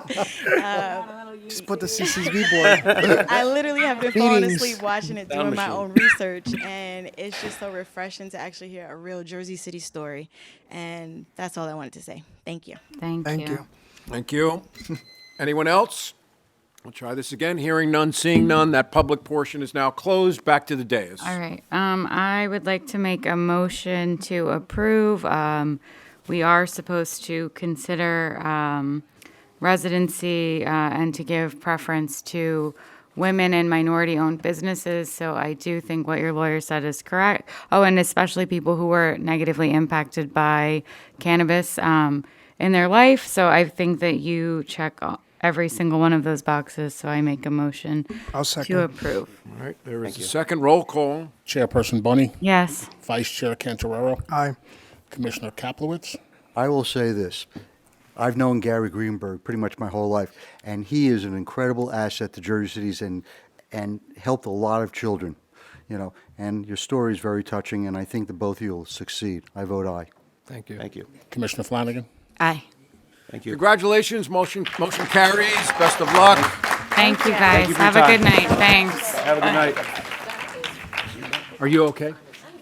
All right. The last application this evening is CCB 20. Jose wants to take a quick break. There it is. Just like, We're going to take a quick break. just a quick, just want to use the restroom.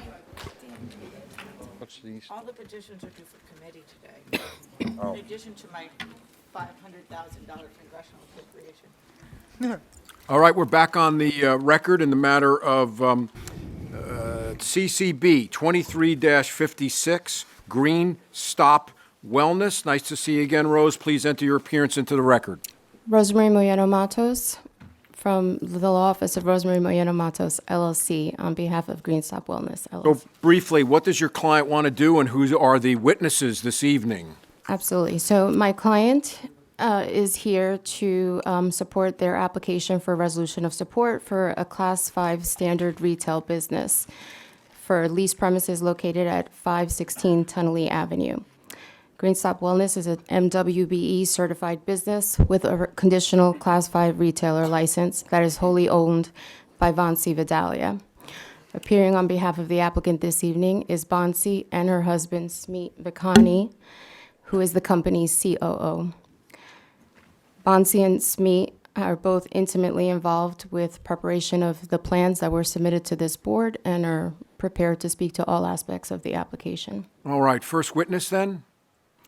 Please raise your right hand. Do you swear or affirm the testimony about to give you the truth, the whole truth, and nothing but the truth, so help you God? I do. You can put your hand down. Please state your name, spell your last name, and give us your address. My name is Bansi Vidalia, Vadalia. My address is 23 Park Place, Unit B2, Mountain Lakes, New Jersey. All right, thank you for that. Your witness, Counselor. Bansi, can you let the board know what your experience and background is? Yes, I would like to quickly introduce our Green Stop Wellness team that is here today. This is Smeet Vikani. He is the Chief Operating Officer of Green Stop. Today he will be talking about the social impact plan and the security plans. I am the CEO of Green Stop Wellness. On behalf of my team, I would like to start by thanking the Cannabis Control Board and the Division of Commerce for giving us the opportunity to present ourselves today. This is nothing short of a dream come true for me. I've been fortunate to have a loving family growing up. However, as a woman born and brought up in a small town in India, we're always told what to do and what not to do. There's pressure to conform to certain rules and standards that the society places on us.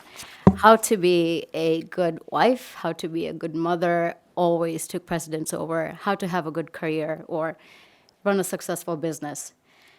As a shy, timid teenager who had never been away from home before, moving to America was a daunting experience.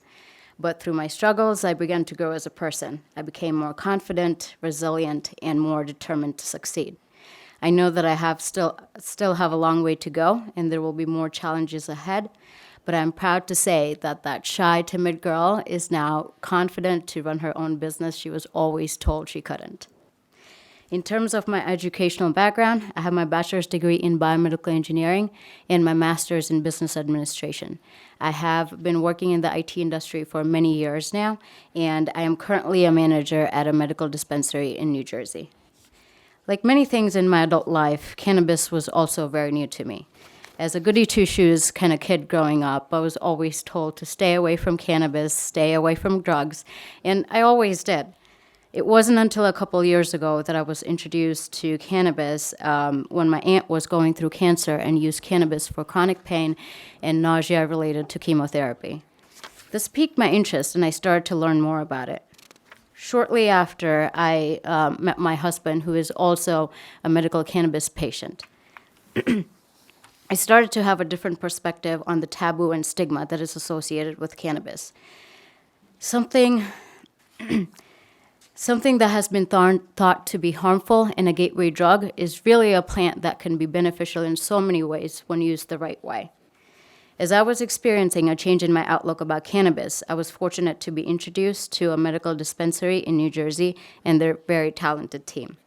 Having worked with the medical dispensary since inception, I was able to acquire an in-depth understanding of what's required to establish a dispensary. This included gaining knowledge about filing applications, understanding CRC regulations, developing SOPs, and overseeing construction. Additionally, I was also involved in hiring employees, collaborating with vendors for wholesale agreements, insurances, accounting, among many other things. There is no way I would have been prepared to own and operate my own cannabis business if I didn't have experience working in one. Now going into the details of the Green Stop's location. We will be located on 516 Tunnelly Avenue, Jersey City. Jersey City was easy to pick and love. Being one of the most diverse cities in the United States, having a favorable environment for small businesses, and having a wonderful community, we felt a strong sense of belonging here. We're thrilled not only to open our business here, but to also call it home soon.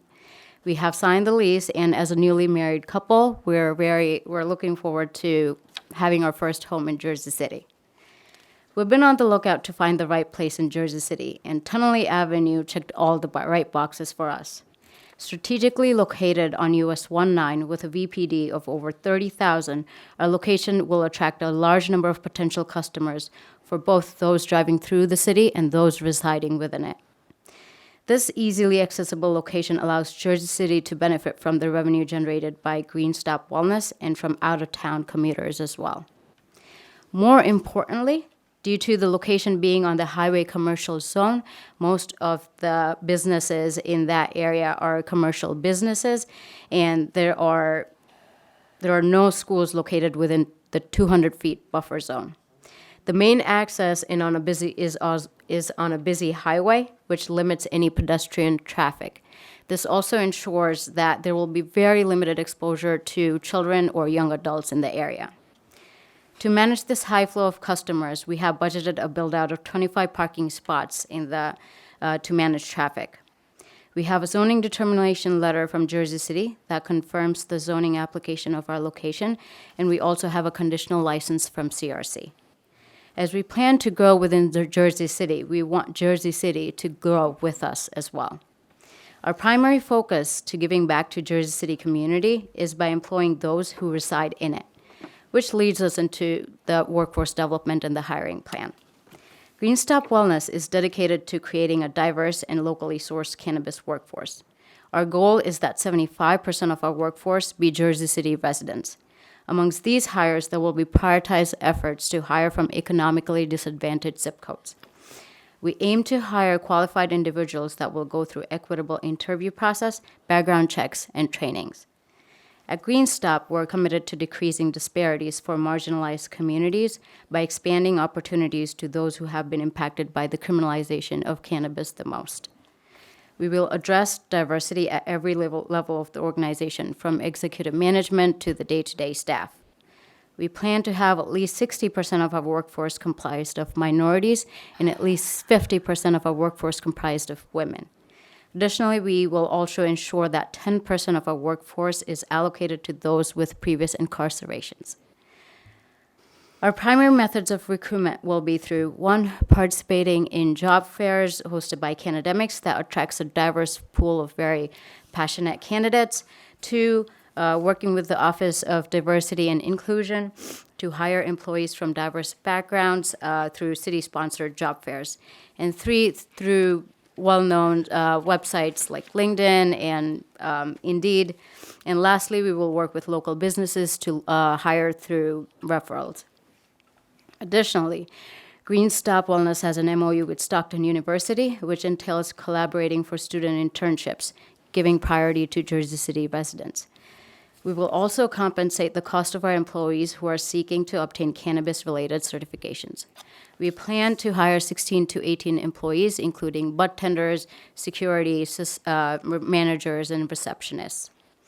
By implementing our workforce development plan, we are confident that our employees will have the skills and knowledge to increase productivity and provide top-notch customer service, as well as foster a workplace culture where our employees can thrive and achieve their own career goals. That concludes our workforce development and hiring plan. I'll turn it over to my partner, Smith, who will continue to talk about the social impact plan. How much are you paying the employees? Minimum is 20 an hour. Average will be about 26. All right, please raise your right hand. Do you swear affirm the testimony about to give you the truth, the whole truth, and nothing but the truth, so help you God? I do. Please state your name, spell your last name, and give us your address. Smith Vikani, last name spelled Vikani, and my address is 6 Goldenrod Avenue, Bayville, NJ. And forgive me, Board, were there any questions for the previous testimony? Residents, questions for the previous testimony? Hearing none, seeing none. Your witness. Good evening, Cannabis Control Board. Thank you very much for your time today. I'm Chief Operating Officer of Green Stop Wellness, and I have been a Hudson County resident for 20 years of my life. One of my most cherished memories of Jersey City is Washington Park Tennis Courts, a place where I spent many seasons playing varsity tennis against the McNair team. It was a friendly rivalry since I attended the high-tech high school. Given that I attended the high-tech high school, a lot of my friends and my family are from Jersey City. I have spent a good portion of my adolescence here, and I have seen the city transform over the past 2 decades. I'm now looking to give back to the community that has given me so much. In early years of my life, when I was about 21 years old, I was arrested for possession of cannabis, which was a big red flag on my yet to start career. I had a crippling fear that I won't be able to have a bright future. I had to work minimum wage jobs to collect $3,000 for an expungement before I could start a corporate career. Felt like a fortune at the time. There are about 20,000 possession-related arrests in 2020 and only 200 in 2021. So things are definitely moving in the right direction for the next generation. But there are those still that are severely impacted. I've been in their shoes. It's a really tough road ahead. These arrests have consequences like being unable to apply for jobs, loans, scholarships. A second chance can really turn someone's life around. All in all, I was given a second chance through expungement, and 13 years later, here I am. I've completed my master's from NJIT, and I have worked for big tech companies like Verizon and Amazon as a data scientist. I'm currently working at a licensed medical dispensary in New Jersey. This experience has given me insight into the startup process. It has taught me the knowledge of what it takes to get an operation in motion. I'm now wearing multiple hats, such as accounting, inventory management, and IT support. I'll be applying my knowledge of these positions to bring our vision to life here on Tunnelly Avenue. I'm also a medical patient diagnosed with chronic migraines. Cannabis has helped me cope with migraines, avoiding the highly sedative and addictive pharmaceuticals that have been prescribed in the past. I'm passionate about helping to create a safe and a welcoming environment for cannabis users. I believe that everyone should have access to effective cannabis products and be able to use them as a form of alternative medicine. That's enough about me. I want to move on to the community impact plan that my partner and I have worked diligently over the last few months to develop. We're focusing on volunteering, expungement, and education to create a sturdy, well-balanced community impact plan where we plan to distribute 3% of our profits. Volunteering is at the heart of our program, where Green Stop Wellness will encourage employees to volunteer 30 paid hours a year to any Healthier JC partner of their choice. The reason why we chose this as our top priorities is because based on our short-lived experience with Triangle Park Community Center Food Pantry, is that there is enough help coming in terms of dollars and supplies, but not enough labor to help distribute the food to the individuals in need. According to the independent sector report, each volunteer hour contributed in New Jersey is valued at $32 an hour. We're looking to volunteer at least 400 hours among all employees per year. In the past 2 years, my wife and I have contributed 200 plus hours at My Home Adult Care Center, which is the largest daycare center in America, hosting 500 plus senior citizens a day, located right here in Paramus and Maywood area. We're always looking for ways to give back to the community that we're a part of in more ways than just monetary donations. Next initiative is expungement, which is the backbone of our program. Based on my personal experience, expungement is life-changing. It opens doors to many opportunities. For this task, we are entrusting our expungement attorney, Michael Hoffman. We have signed a MOU with Mr. Hoffman to join the THC Sponge program as an Emerald member.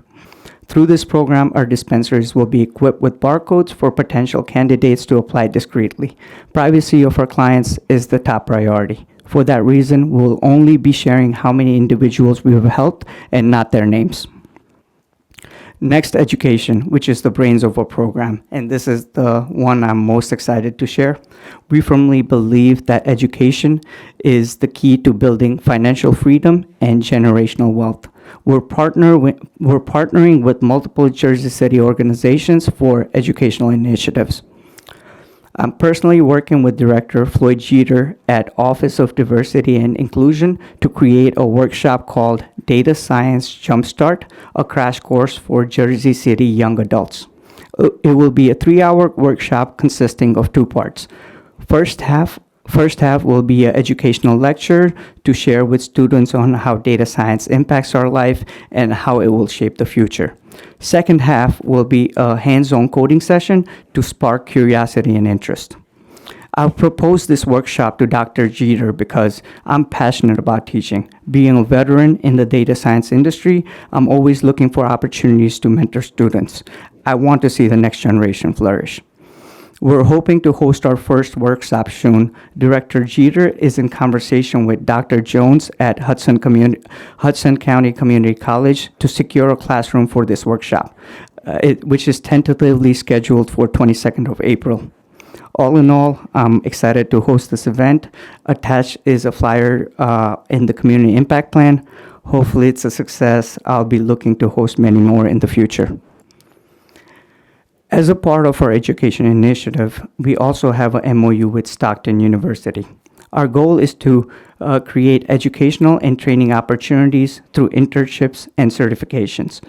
As a part of creating opportunity for Jersey City community, Green Stop Wellness will prioritize internships for Jersey City residents, offering students opportunity to learn and gain valuable experience in this rapidly growing industry. In addition to that, we have a MOU with Cannabis to participate in community education events on cannabis and how individuals can enter the industry. In fact, we'll be partaking in the Unity 2 event coming up on April 19th, hosted by Cannabis at American Dream Mall. This event will have networking opportunities, education panels, health and wellness seminar, and entertainment to bring the community together. This sums up the primary initiatives that we're planning to bring to Jersey City. We're not limiting ourselves to only work with these organizations. We're always looking to grow within the community.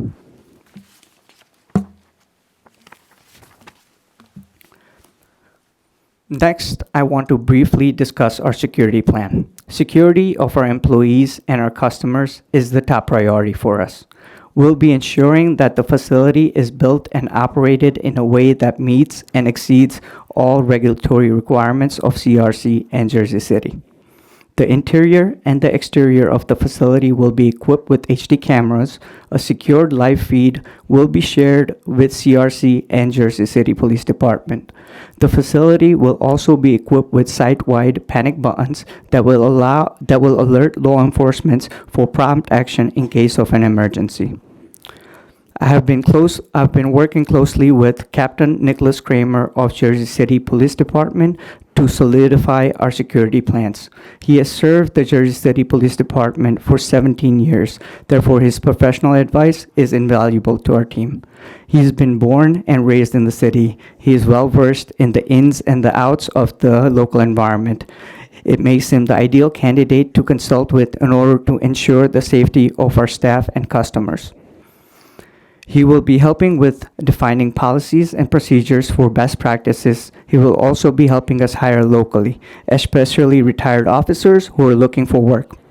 In fact, Captain has reviewed our security plans in detail and have made recommendations to improve physical security of our location. One of his recommendations for us was to have armed security. Since we were located on Tunnelly Avenue, we wanted to be prepared to handle any unforeseen risk from surrounding areas. This concludes our security portion. Without going into too much detail, please let me know if you have any questions. Thank you for your time today, Board. Thank you. Any questions from board members? Residents? Any questions from residents? Hearing none, seeing none. Any other witnesses? No, that's everything. All right, open it up for public comment. Come on up, you.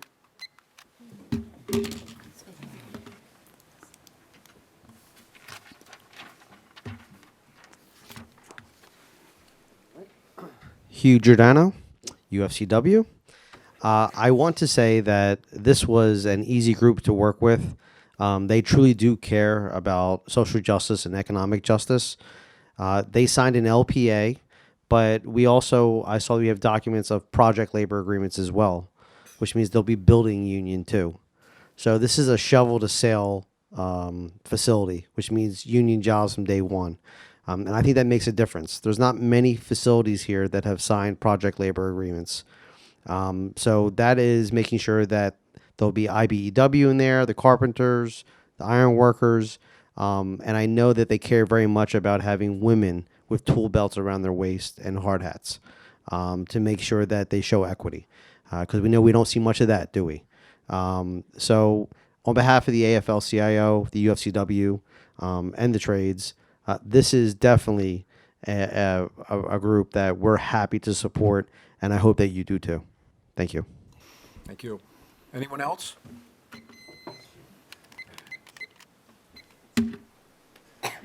All right, please raise your right hand. Do you swear from the testimony about to give you the truth, the whole truth, and nothing but the truth, so help you God? I do. Put your hand down. Please state your name, spell your last name, give us your address. Sure. My name is Nirmit Patel. Last name is spelled Patel.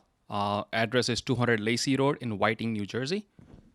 What would you like to tell the board, sir? Sure. So I am a practicing registered and licensed pharmacist in the state of New Jersey for over 10 years now. I'm also founder of Silverleaf Wellness and president of Silverleaf Wellness, which is a medical dispensary in Somerset County, New Jersey. I met Bunsi a few years ago through a mutual friend. She was looking for a new challenge in her career. So we decided to bring her on board in our company.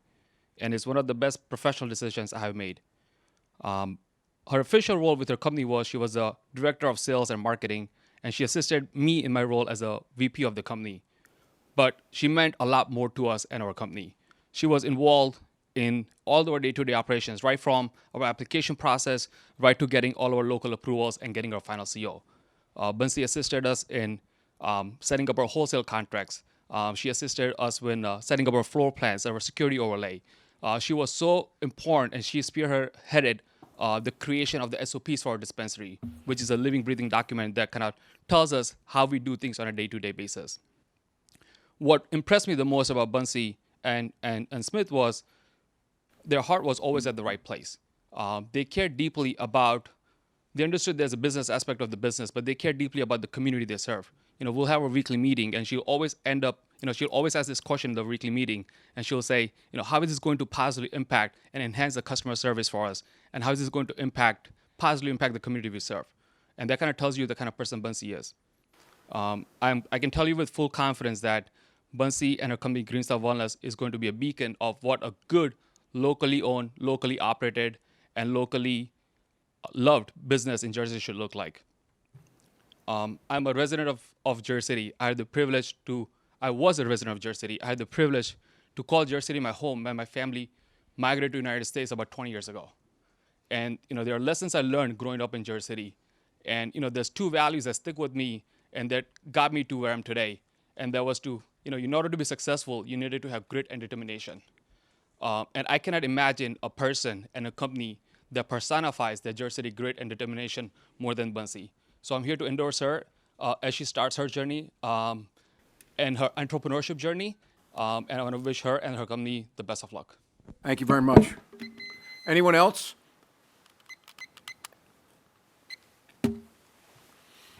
All right, if you'd be so kind as to raise your right hand, do you swear affirm the testimony about to give you the truth, the whole truth, and nothing but the truth, so help you God? I do. Please state your name, spell your last name, give us your address. Sure. My name's Alberto Infante, Infante, and I reside at 39 Francisco Ave in Little Falls, New Jersey. I am a Jersey City taxpayer. My family owns and operates A&L Auto Body for over 30 years. We're conveniently about a block away from where this operation wants to open. I met Smeet over a decade ago as a customer, and it was a pleasure doing business with him then, and it's my pleasure being here to support him as a friend today. He has an excellent team put together to operate this business, and I give them my full support. Thank you very much. Anyone else? Hearing none, seeing none, we'll close that public portion of the meeting and bring it back to the dais. Did you want to sum up, Rose? Sure. So I would just like to leave the board with the fact that, I've appeared before you guys a couple of times before. But I can say with respect to these particular applicants, they were extremely prepared before they even came to me in terms of research, preparing their application materials, locating the proper site, and also the community outreach aspect of their program. I don't know if the board saw it, but I know there was mention of it with an earlier applicant about reaching out to the local community, and they did this. They couldn't get anyone to come here other than their landlord, but they did attach with their application, I believe, 2 letters of support from local businesses. So they did go out there and make the effort to get local support as well. Yeah, didn't we just hear from Mr. Infante, who's a block away? He's a block away. He also happens to be the landlord for this Got you. facility. Thank you. And that's all. All right, thank you. Board members? I'd like to move to a discussion. Is that Sure. fair? I'll second that. All in favor? Aye. Aye. Okay, go ahead. Operations, yep, work session, whatever you want to call Yeah, it. work session, isn't it? So I'm struggling because of the number of businesses in the neighborhood, although I do appreciate it being on Tunnelly Avenue, so. And so I just want to hear everyone's kind of feedback to convince me, because this one is, I know it's not fully through, but I do feel like we just approved another location within 400 feet. And yes, while it's over 200, it's within 600, and that's something that we should be discussing as per the ordinance. I think Tunnelly Avenue is a different animal. I think traffic on that block is well over 50,000 cars a day in each direction, so about 100 total. I think that it's really not a neighborhood dispensary in that sense. It's really people who are driving, either going someplace or coming from someplace, and they're going to stop in to pick it up.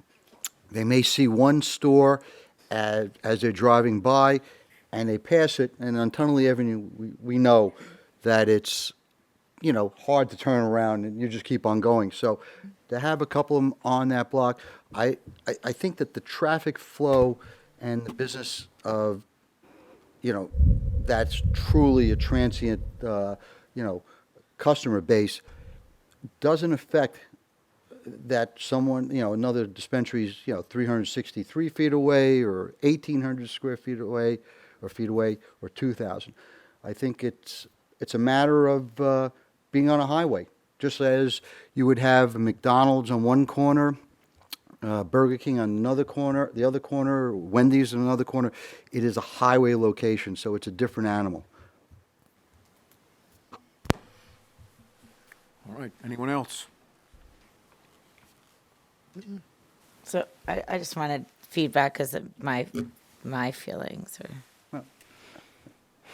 That's the way I look at it. Yeah. Again, I think it's different than being on Newark Avenue or being on Central Avenue.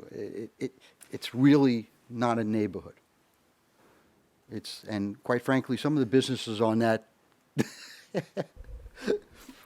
And, I would point out that, all right, so according to the distance inquiry, Cush Club is approximately, 363 feet away, but most telling, they still haven't gotten city council approval. Yeah. They've been, Well, no, did they? they haven't been to the planning board yet.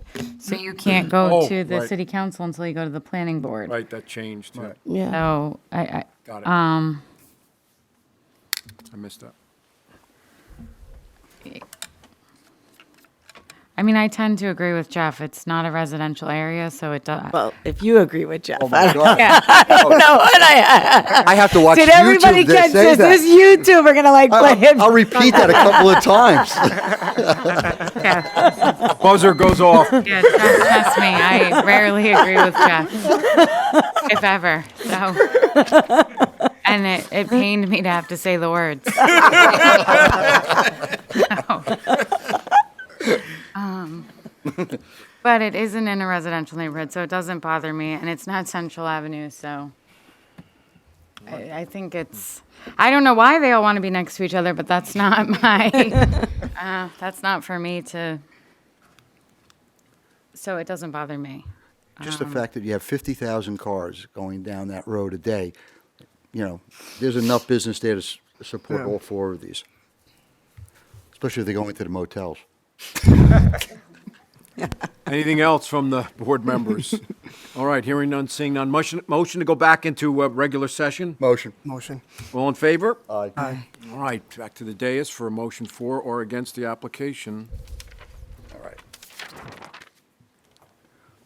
I make a motion to approve Green Stop Wellness CCB 23-56, 516 Tunnelly Avenue. I'll second the motion. All right, roll call. Chairperson Bunny, Yes. Vice Chair Cantorero, Aye. Commissioner Kaplowitz. Aye. Commissioner Flanagan. Aye. Motion carries. Congratulations. Thank Best of luck. you. Thank you very much. All right, may we quickly memorialize some resolutions? Yes. All right, well, the one we just heard, I did circulate the Green Stop Wellness memorial resolution. Motion. Motion, is there a second? Second. All in favor? Aye. All right, that takes care of that.